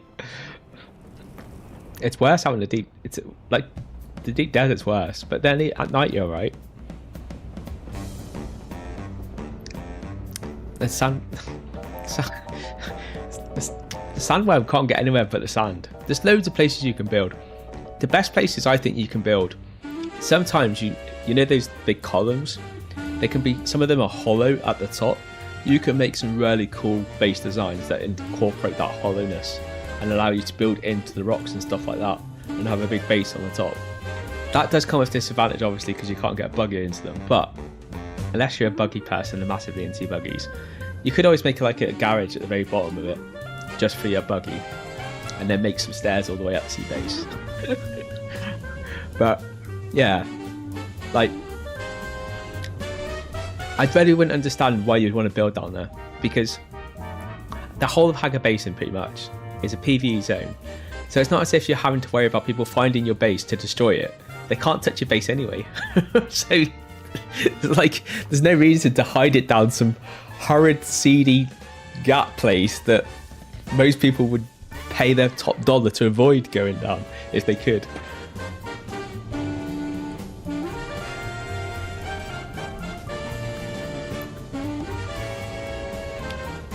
It would be out of the normal. You'll have to go down there and tell me whether or not you can, but I'm not sure. I would be surprised if you could build down there though. It feels like it's one of those places that would block you from being able to build.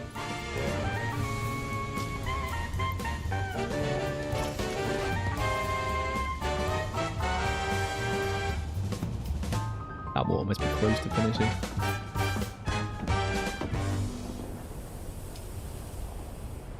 21 minutes. Tell you what I'm going to do, I'm going to go get some go get some more bodies, because I think I'm running out of bodies. Yeah, I've got one. Just go get some more. Let's get a sword.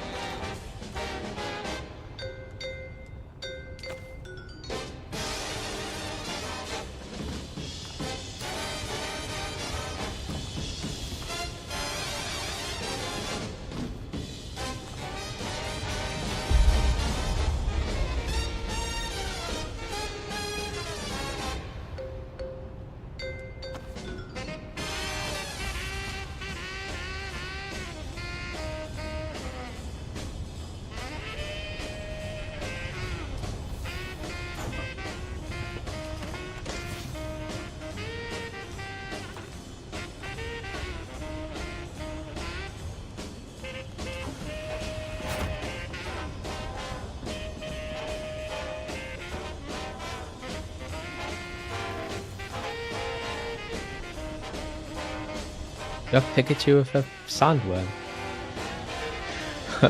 I'm reading these messages back to front. I should read from where I left off.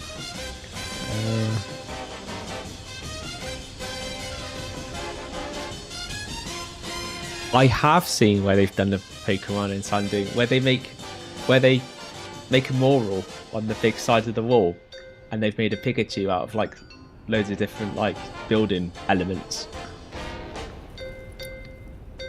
Some guy's done it, hasn't he, in the northeast or northwest, should I say? I did see all the videos of that, and they did like the Pikachu like song and all that lot with it as well, and put it on YouTube. Yeah, I know, but do you know what? I thought it was crazy, but then I thought when I got to the end game, I was like, now I understand why. The guy was probably bored out of skin, and it's the one thing he came up with in order to keep himself entertained to make that moral. But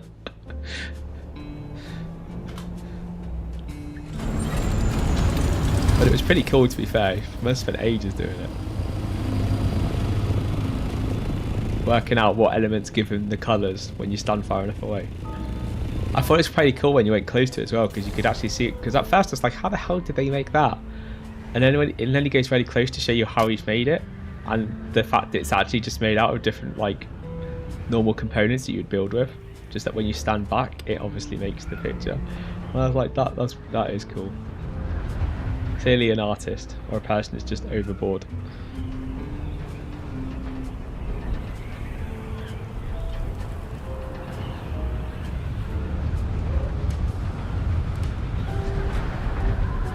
To be fair, I like playing survivalist games mainly because they're the one game where you can actually build stuff.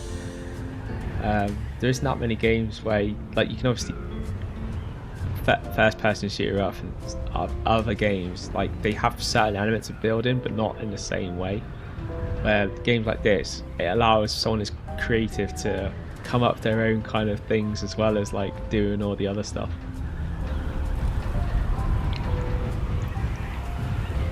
And the elements of hardness come into it because you have to survive during it.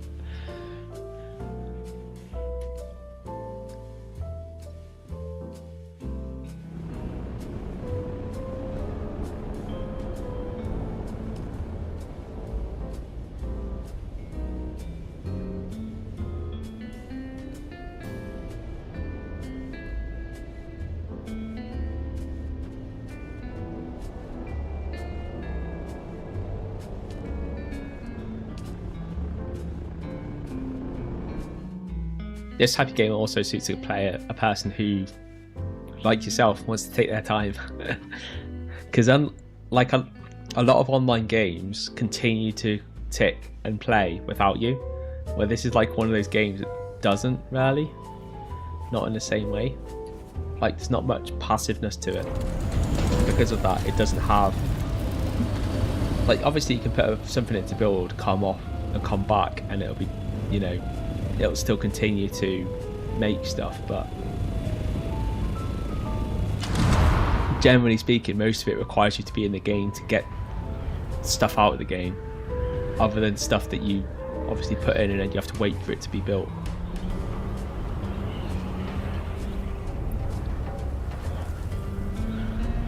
Like EVE Online, that game continues regardless of what you're doing. That's one game there. It's the virtual real life. Own economy, everything. So it can be slow, but it can also be very manic and mayhem. Like at the moment, there's a lot of stuff going on, so it's a lot of mayhem at the moment. I'm going to a fight literally in about an hour's time. I think it might be less than an hour actually. I'm not too sure what the timer is. I need to actually go check. But there's an armor timer that comes out very soon.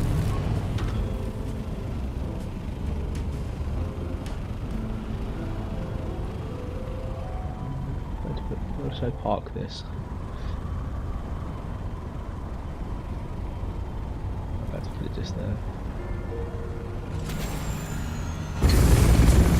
Get these guys.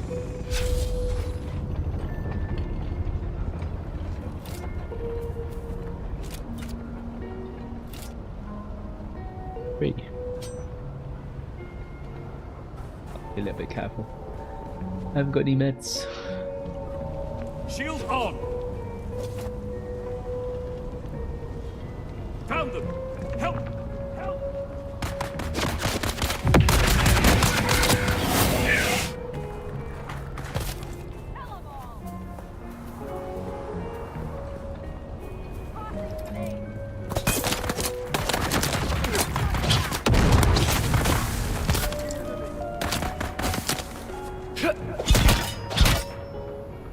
Got you!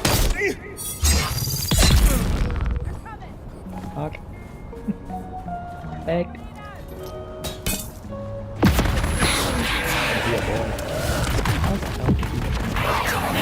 Told you to come here.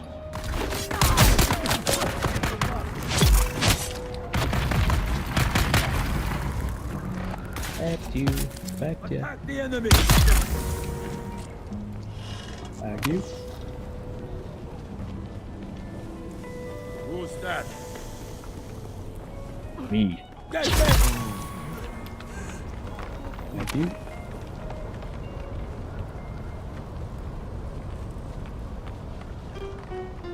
Where's the Gatling gun?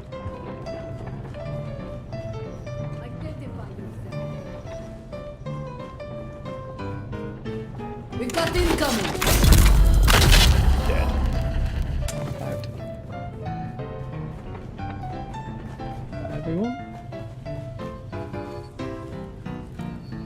So, okay, dump them all in the helicopter now.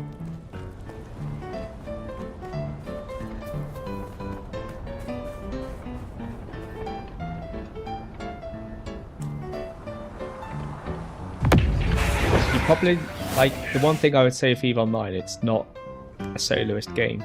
Unlike games like this, which are very easy to solo and, you know, very comfortable for a person by themselves to play it. EVE Online is not a soloist game. You are meant to group.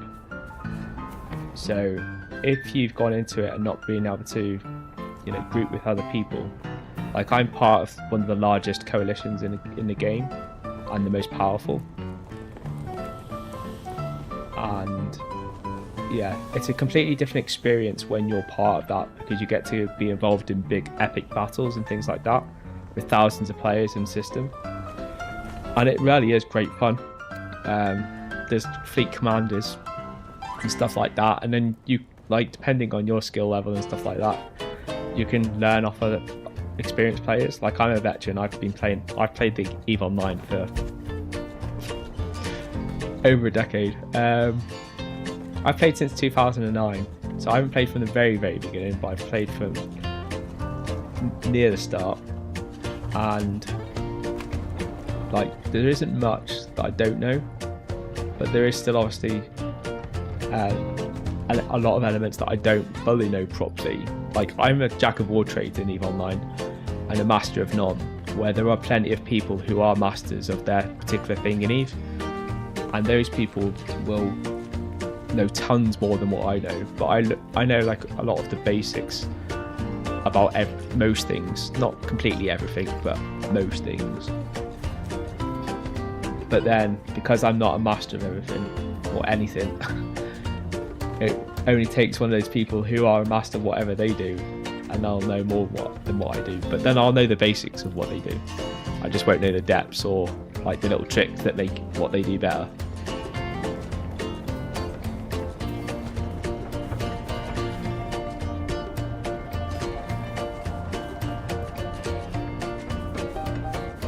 So you and your ex are playing on. Your ex joins a corporation. The people in the corporation like the ex more than the CEO, because he's basically leading, and actual CEO is sitting back, taking the money from the people. So they ousted him. Put your ex in charge, eh? Ousted him from the whole corporation. His teenage boy so got upset. He stalks my ex through games because her ex used the same name and would harass him in other games. Oh wow. That's just, yeah, that does sound childish, to be fair. to be fair, so it sounds like you know then enough about EVE Online. So was that corporation that you're in part of a big alliance, or was it just a corporation that was soloed? Did it have any allegiances to any of the big coalitions or alliances, or is it just like a little solo click for itself? Because you'll find there's a lot of honey traps. When I refer to honey traps, it's like what you've experienced there, where someone set it up to try and have the easy life and get other people to do all the work, and then they'll just take all the fruits of the labour of the people that they con into joining their kind of clique.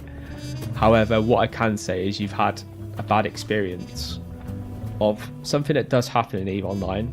So I won't say that there aren't people that will take advantage of other people, but that's no different than any other kind of game or circumstance in life, I guess.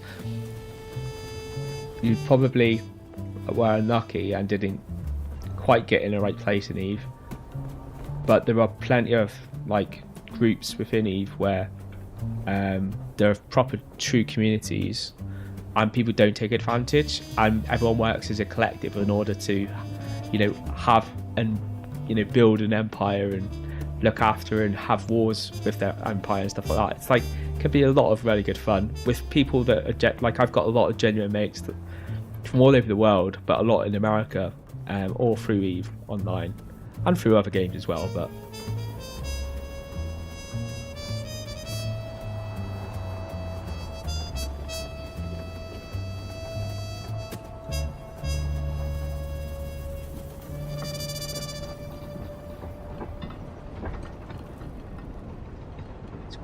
so were they a wormhole corporation then? That's while I understand wormholes, that is one area that is probably one of the least parts of my knowledge that I'm unfamiliar with, because I've never lived in wormhole space, and the whole way that you navigate it and have to scan things down in order to find like the wormholes to get through different conduits and navigate around the place is mind-blowing to me. Because I'm crap at scanning, so I'd be crap at like wormhole space. But yeah, if you lived in wormhole space, you need a medal anyway, because that place is just a nightmare for me.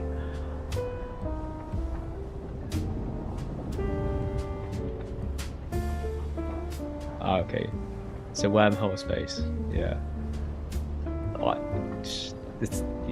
It's out of all of EVE, it's probably my most unknowledgeable area of EVE is wormhole space.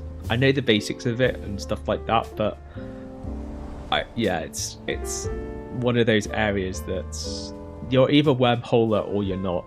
I'm not.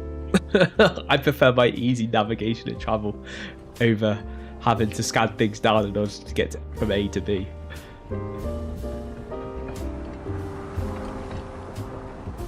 Building ships is easy enough though. Well, that's not hard.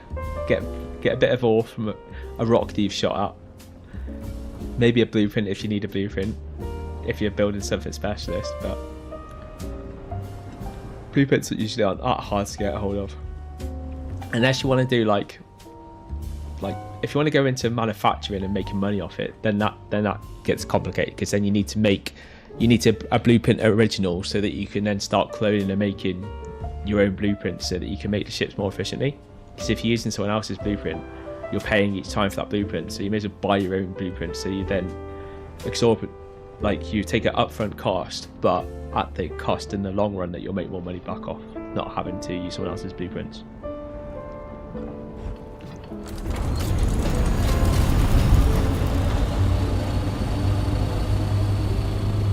Get some more bodies.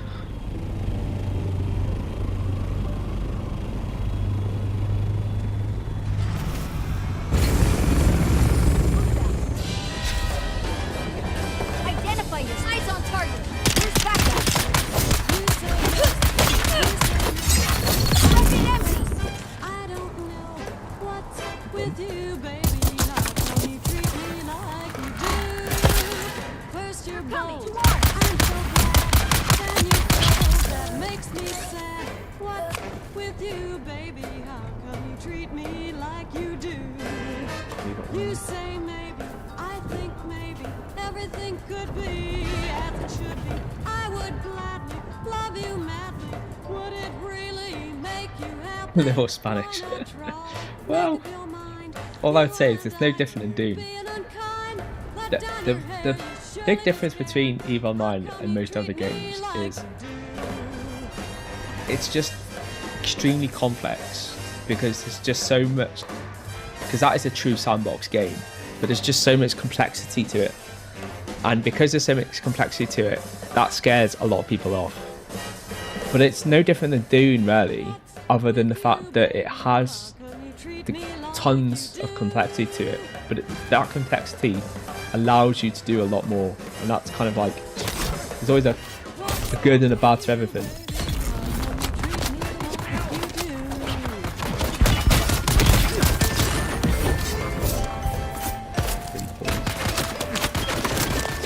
Firing their disruptor at me.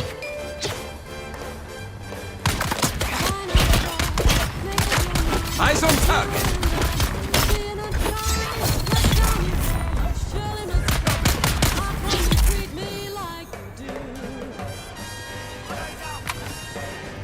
Dude.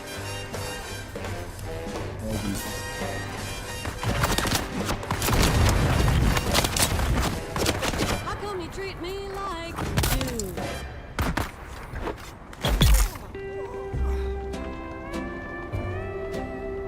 That was my Hawaii one, Hawaii song.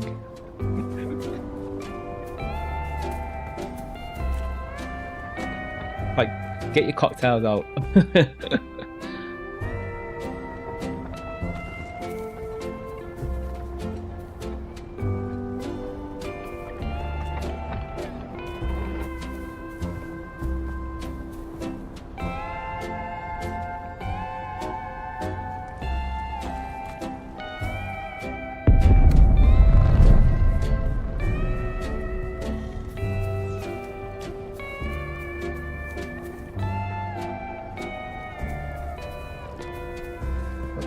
Got that, buddy.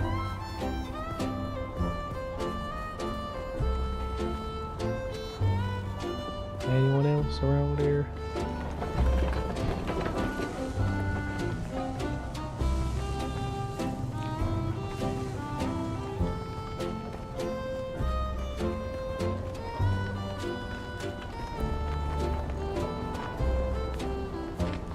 Everyone. Still have enough bodies for now. Secret Worlds. I know of it. I can't remember whether it's the game I'm thinking of or not. This is the one that's also made by Funcom, isn't it? Secret Worlds. I'm sure it's the one that they... If it's the one I'm thinking of, I was going to play it, but I never ended up playing it. But a load of my friends that I used to play Age Conan with, they all went to play Secret Worlds, but I never ended up going to play it in the end. Either way, I if it is that one, then so it is the one I'm thinking of, and they made it in around 2011ish, I think. I know of it. I never played it, but like I said, I had a lot of friends who planned to go off and play on it. I'm pretty sure they did, but from what I heard, they didn't like it, so they moved on to another game.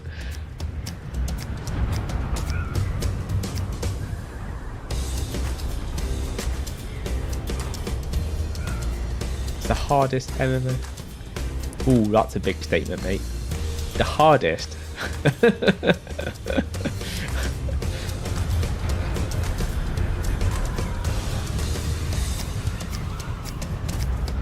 Why is it so hard?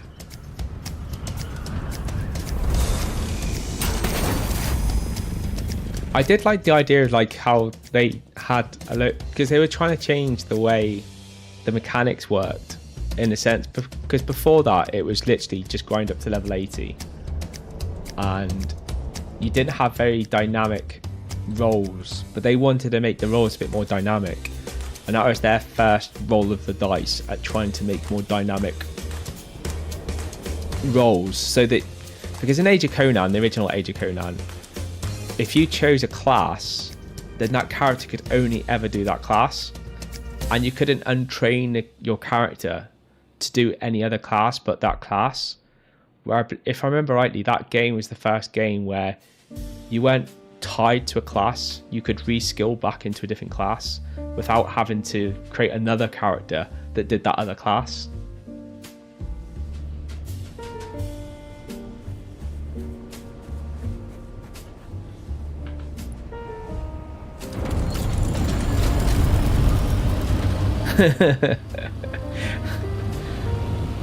Am I right though? That game was the game where you could swap classes, couldn't you, without actually having to create another character?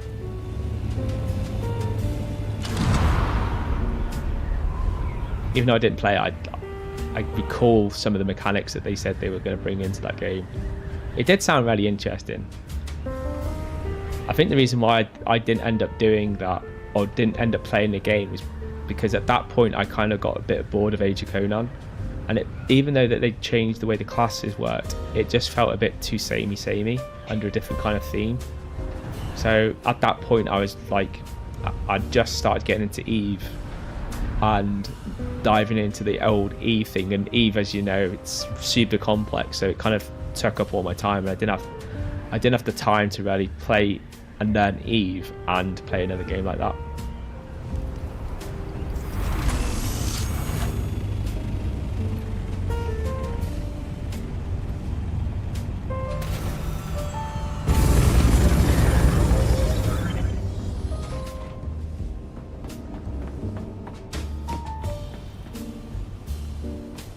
They're just finishing.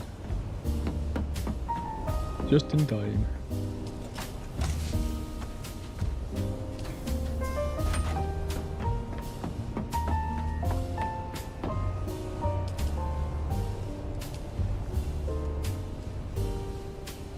Insufficient water space.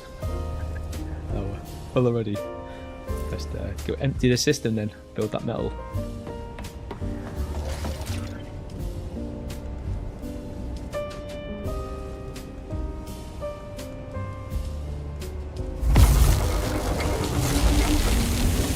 And water's empty. It'll fill back up now because there's like one that wasn't quite finished. That one there. Which is 5 seconds. It's about to empty.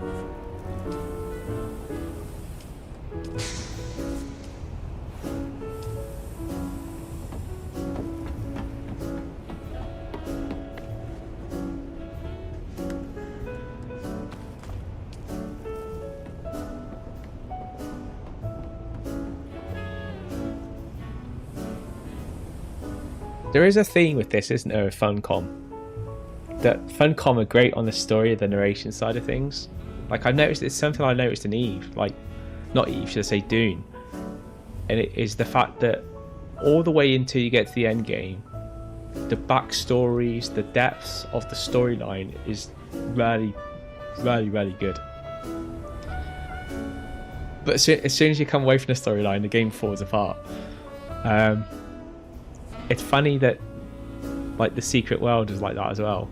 Like, I never played it, so I never got to like really understand the game beyond what I'd obviously read about it before it came out. But it's interesting you said about the stories in it were like really good, because that's one thing Funcom have always got right, that part of it. They're just crap at the PvP side of it. For any game, they just don't know how to make PvP games. They tried to relaunch it again as well in 2017. All right.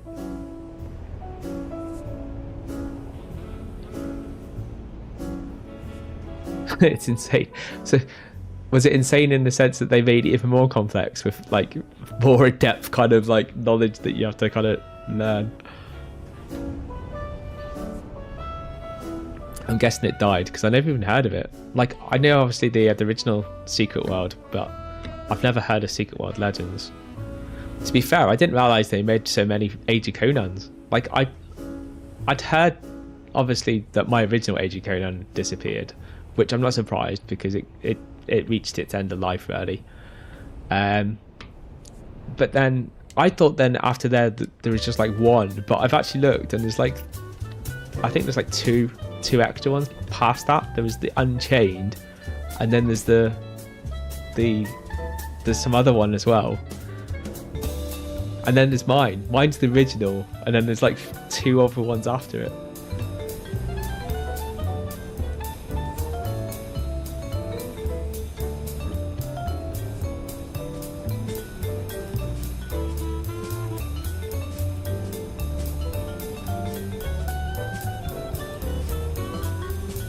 DLCs as well. Wow.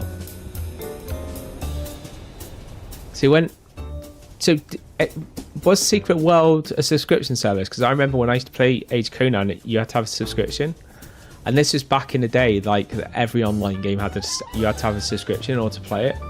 It's like something now they've wiped out, and you don't really have subscriptions anymore. Obviously, you have the DLC packs, and that's how they make the money. They actually probably get more money doing that anyway, to be fair. But yeah, they don't get that regular money in the way they used to. Now it's like give us new content, then you get more money. You prefer games with subs? I used to like, I don't get like EVE Online has a sub, but you can also play it for completely free, as long as you only want to play with crappy ships. Because if you want to play with crappy ships, then you can play or have accounts for free. And we have like all of our guys have one of those free accounts, because we've got a doctrine that we use for that. And even we can't use it while we use our own players. What it saves us having to do is def clone to, the other side of EVE, and effectively be able to defend space, whilst our main character is the opposite side of space, or all our stuff is the other side of space. So it just makes it easiest for us to defend without actually having to actually be there with a lot of our main assets. But I don't know. I don't mind subscriptions. I suppose because I've started off with subscriptions. To me now, a subscription doesn't hurt. But I remember before I started playing games with subscriptions, I used to hate it, because up to that point I used to play games like COD, Delta Force now, or Black Hawk Down, Delta Force now, all those types of games, first person shooting up games, and none of those games had subscription services. So when I went from like playing that type of game to playing Age of Conan that required a £10, is it £10 a month? I can't even remember how much it was. Yeah, however much I was paying per month, I was like, but what? And this is back as well. You used to pay £50 to buy the game, and then they charged you a subscription service. I was just like, how can they do that? Like, how can they charge you £50 to buy a game and then demand more money off you just to pay each month? It's like scandalous. That's why I used to see it. Now I'm like, well, now I don't mind it so much, because now, at least now, when you buy the game that normally has a subscription service, or get the game that has subscription service, you normally get the game for free, and then you have a subscription service which then pays for the game over a longer period of time, but then gives them regular income, over the model where you had to buy the game and have the subscription service. Now it's like one or the other. You don't normally have to buy the game and have the subscription service, although sometimes you can have the add-on subscription service.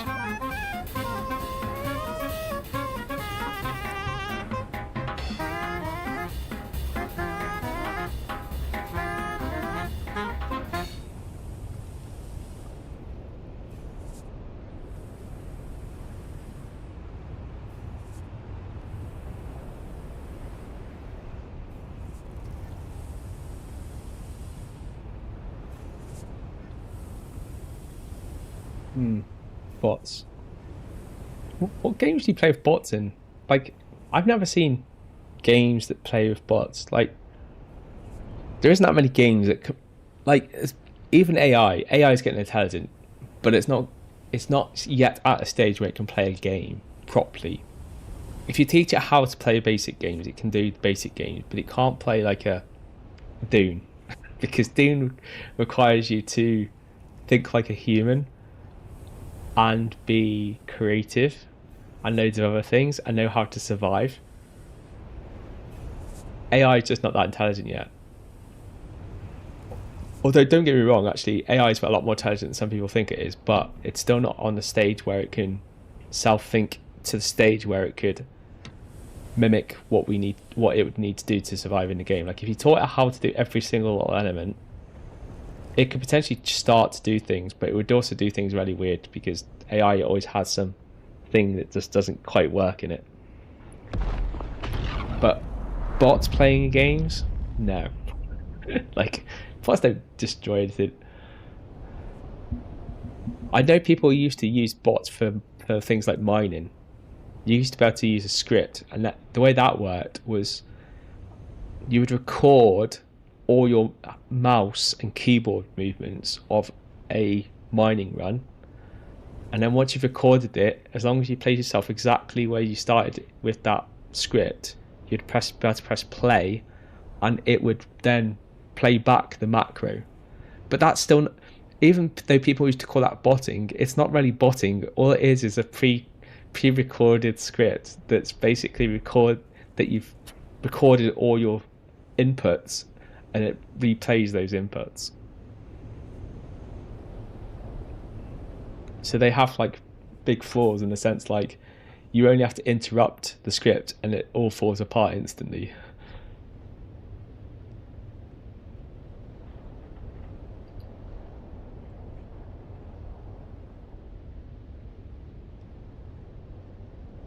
That's why Funcom and everyone else started putting like additional actions on when you used to get to a node, rather than just starting to be able to mine. You had to do something before you actually did it, and you actually had to, like, almost like a little puzzle, like a capture.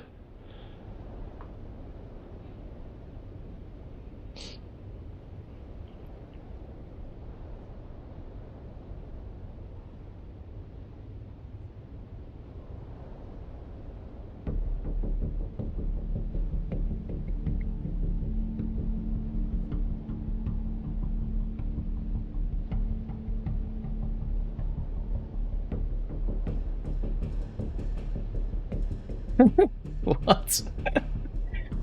Did you really? So you had to get a property, you'd have to get your guild of 20 to 50 people to surround this property, all trying to get it to beat the bot for you. That sounds madness. Absolute madness. What game is that in? That was definitely not Age of Conan. There was a game. Oh, so it's Arcade. Like, the game was fun besides. Need to win. Is this a mobile game now? I've never even heard of Arcade. What's that? Let me have a look. Arcade.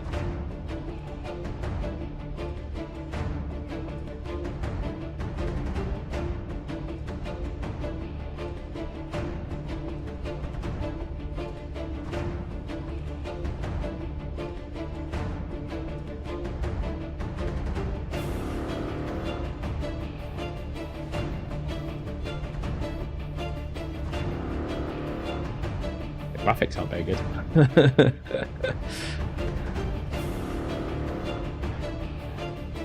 Shall I put it on the stream so everyone can see what it is that you're going on about? Fine.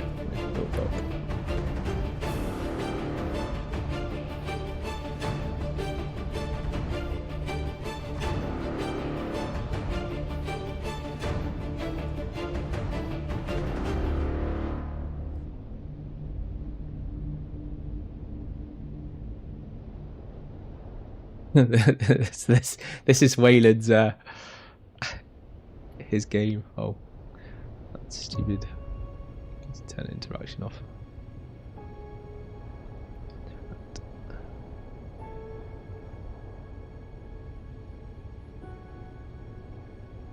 I can't say like the graphics look amazing, mate. This is off a Reddit post, obviously, so, but yeah, there's a lot more than 50 people there. How big were these guilds then? Like 50 people? Were they 50 player guilds? Were they?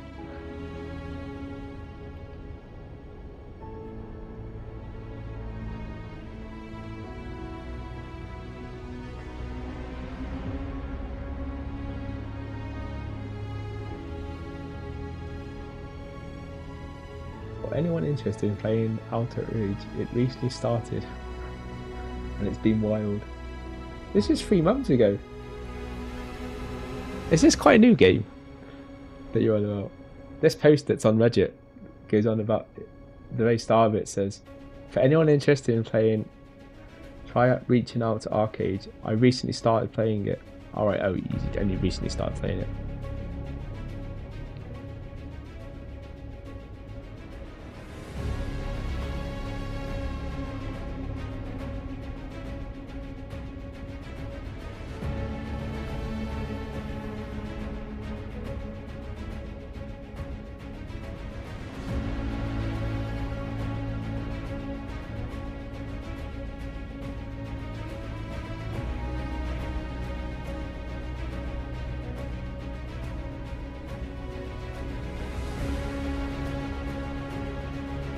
Back in the early 2010s, the graphics weren't that bad compared to now, though. I don't know, the graphics are bad. If you played the original Age of Conan, the original Age of Conan graphics were better than that. And that's pre-2010. I remember seeing a couple of my friends that used to play Age of Conan playing games like that. I'm not sure if it was that game, but I remember looking at it and going, oh, those graphics are awful. And I'm first really close to stuff like that. It's like, it has to look nice for me to be half interested in it. Obviously the gameplay is important, but it also needs to look good.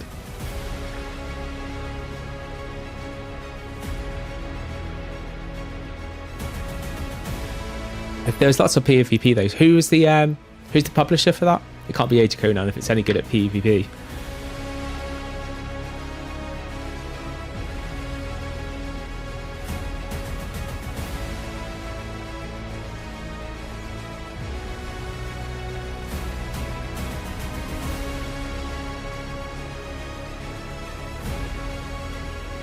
Developed by a Korean developer called Jake Song and his development company XL Games. The game was released in Korea in January the 15th, 2013. So it's later than you said.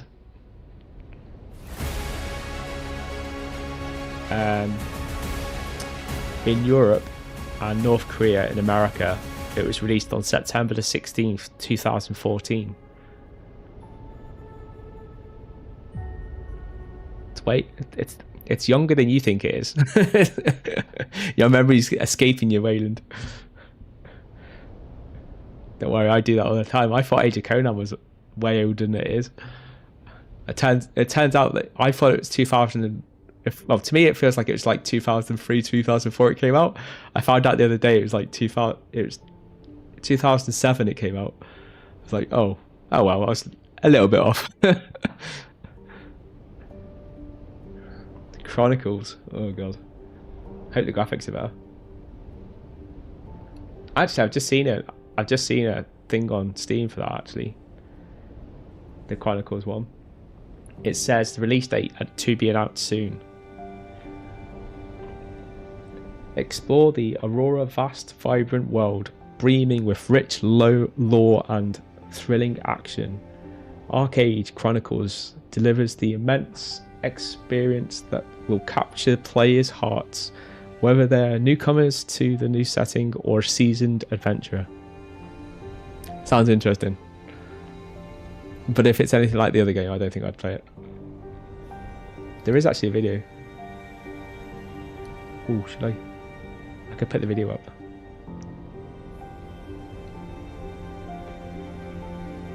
Try and get the URL.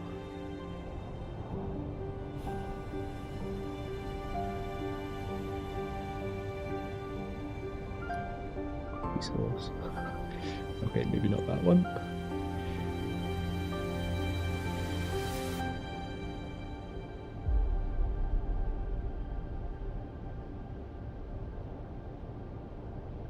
The new game might look better.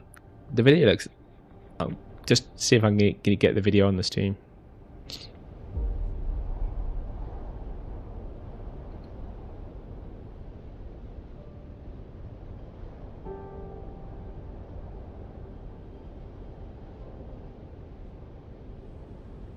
I'll kill myself.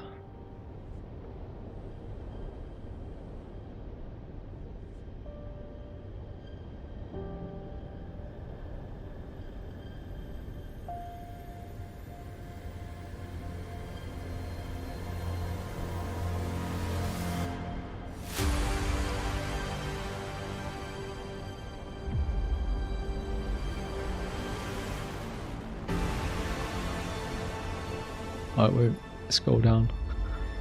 I need to scroll down because the video's down the bottom.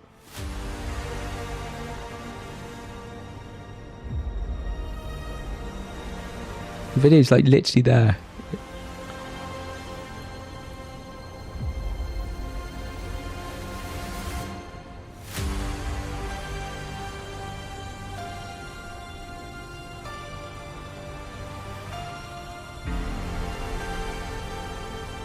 Oh, that's annoying.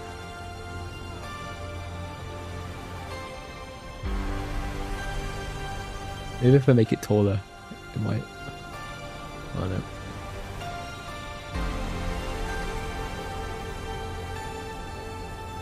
Jeez. Height. Change the height twice the height. There you go.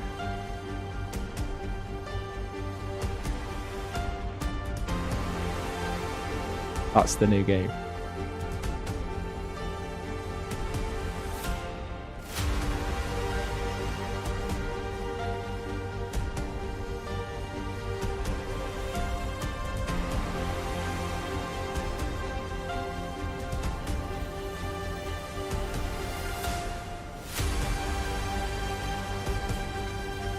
Nice video.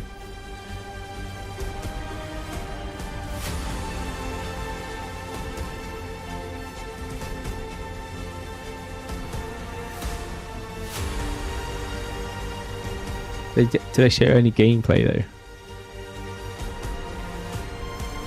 Those graphics do look better in the latest one. Looks more like Doom level quality. If it's as good as that though, because this could also just be all the pre-CGI stuff. So it might not be the in-game like graphics, but if that's the in-game graphics, that does look quite actually good. I might be like half interested in it.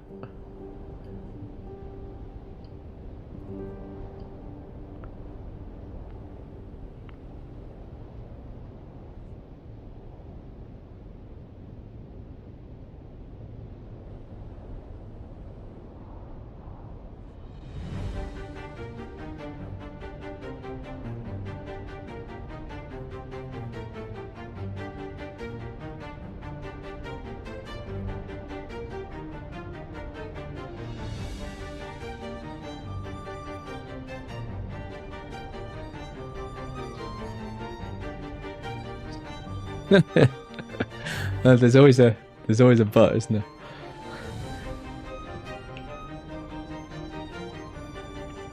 So the further you travelled, the more money you made in the game. But to get the money in the game, you need to make the wagon, and to make the wagon, you need to cut down a tree, or basically get a tree that needs to get struck by lightning. And how often does lightning strike? If it doesn't strike very much, everyone's fighting over the one tree that's been struck by lightning.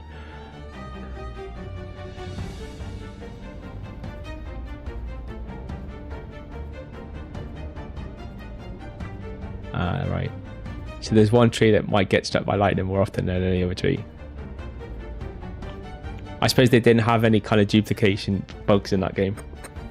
And then people like duplicating stuff. That always seems to cause so many so many creative games always seem to have a bug that ends up getting into their games that ruins the game economy, because players start being able to duplicate things in the game, so everything loses its value.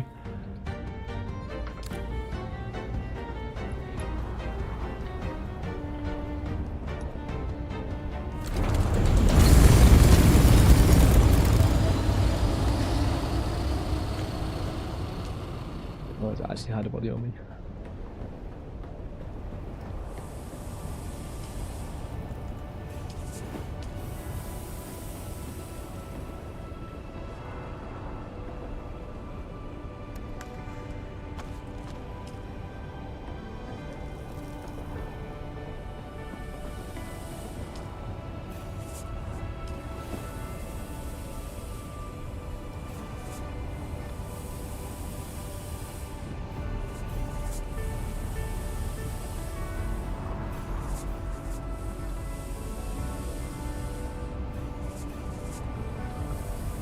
basically the people that had wagons, they held the monopoly then, did they, of everything, and overcharge and basically stay super rich because they've got the wagon, and then probably also make sure they stop other people being able to get the lightning wood that prevents other people getting the wagon, so they can hold the monopoly.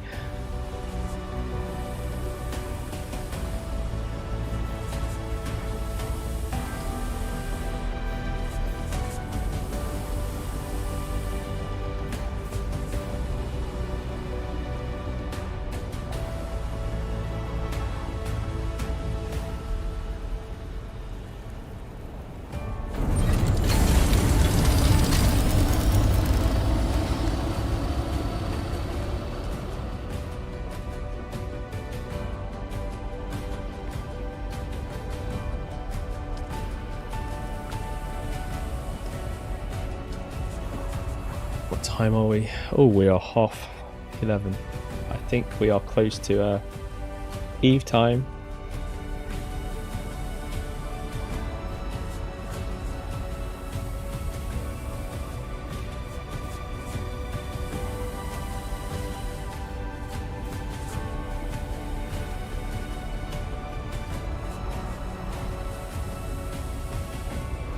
Okay, guys, I'm gonna have to get off because there's big calls going out with Dune Awakening, not Dune Awakening, EVE Online, and I need to get into battle because EVE Online has something called tie-dye, which slows down gameplay, and we're actually setting up the battlefield at the moment, so we need to get shits in the system ahead of the big fight that happens in about 2 hours time.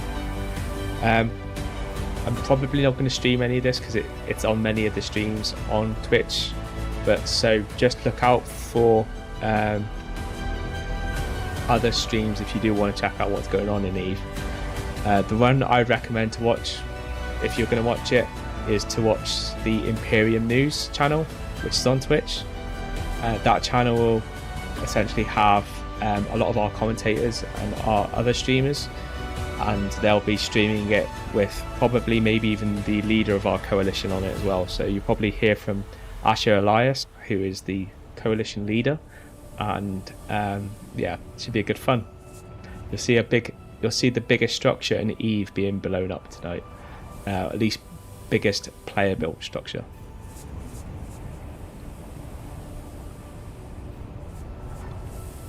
Yeah, I'm not going to stream it only because there's loads of other people streaming it, and I don't want to just add another stream to what other people are doing anyway. I very rarely stream it. I stream it when there's not very many other people streaming it, and if there's a big fight going down, then I'll stream it at that point. But if there's loads of other people streaming it, then it's better for them to stream it.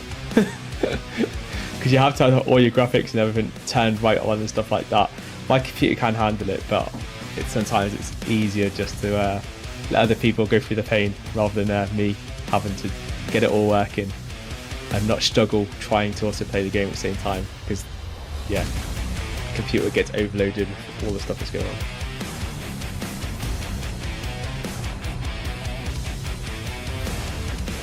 But yeah, check out, I'll put a link here for you to where it is.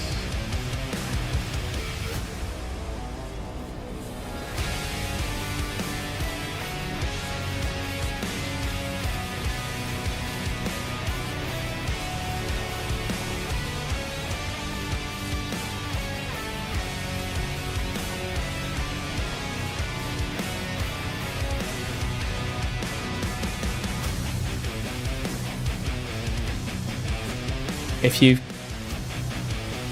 want to check it out, check out that.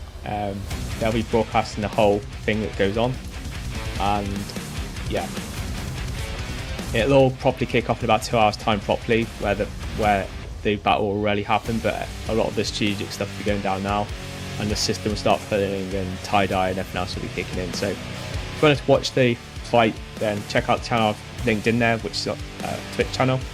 And that will effectively allow you to go and watch it. So thanks very much everyone, and I will catch you tomorrow. I'll be online pretty much the whole day. So safe out, enjoy yourselves, have a great evening, and I will catch you all again tomorrow. Thanks very much. Speak to you, Wayland.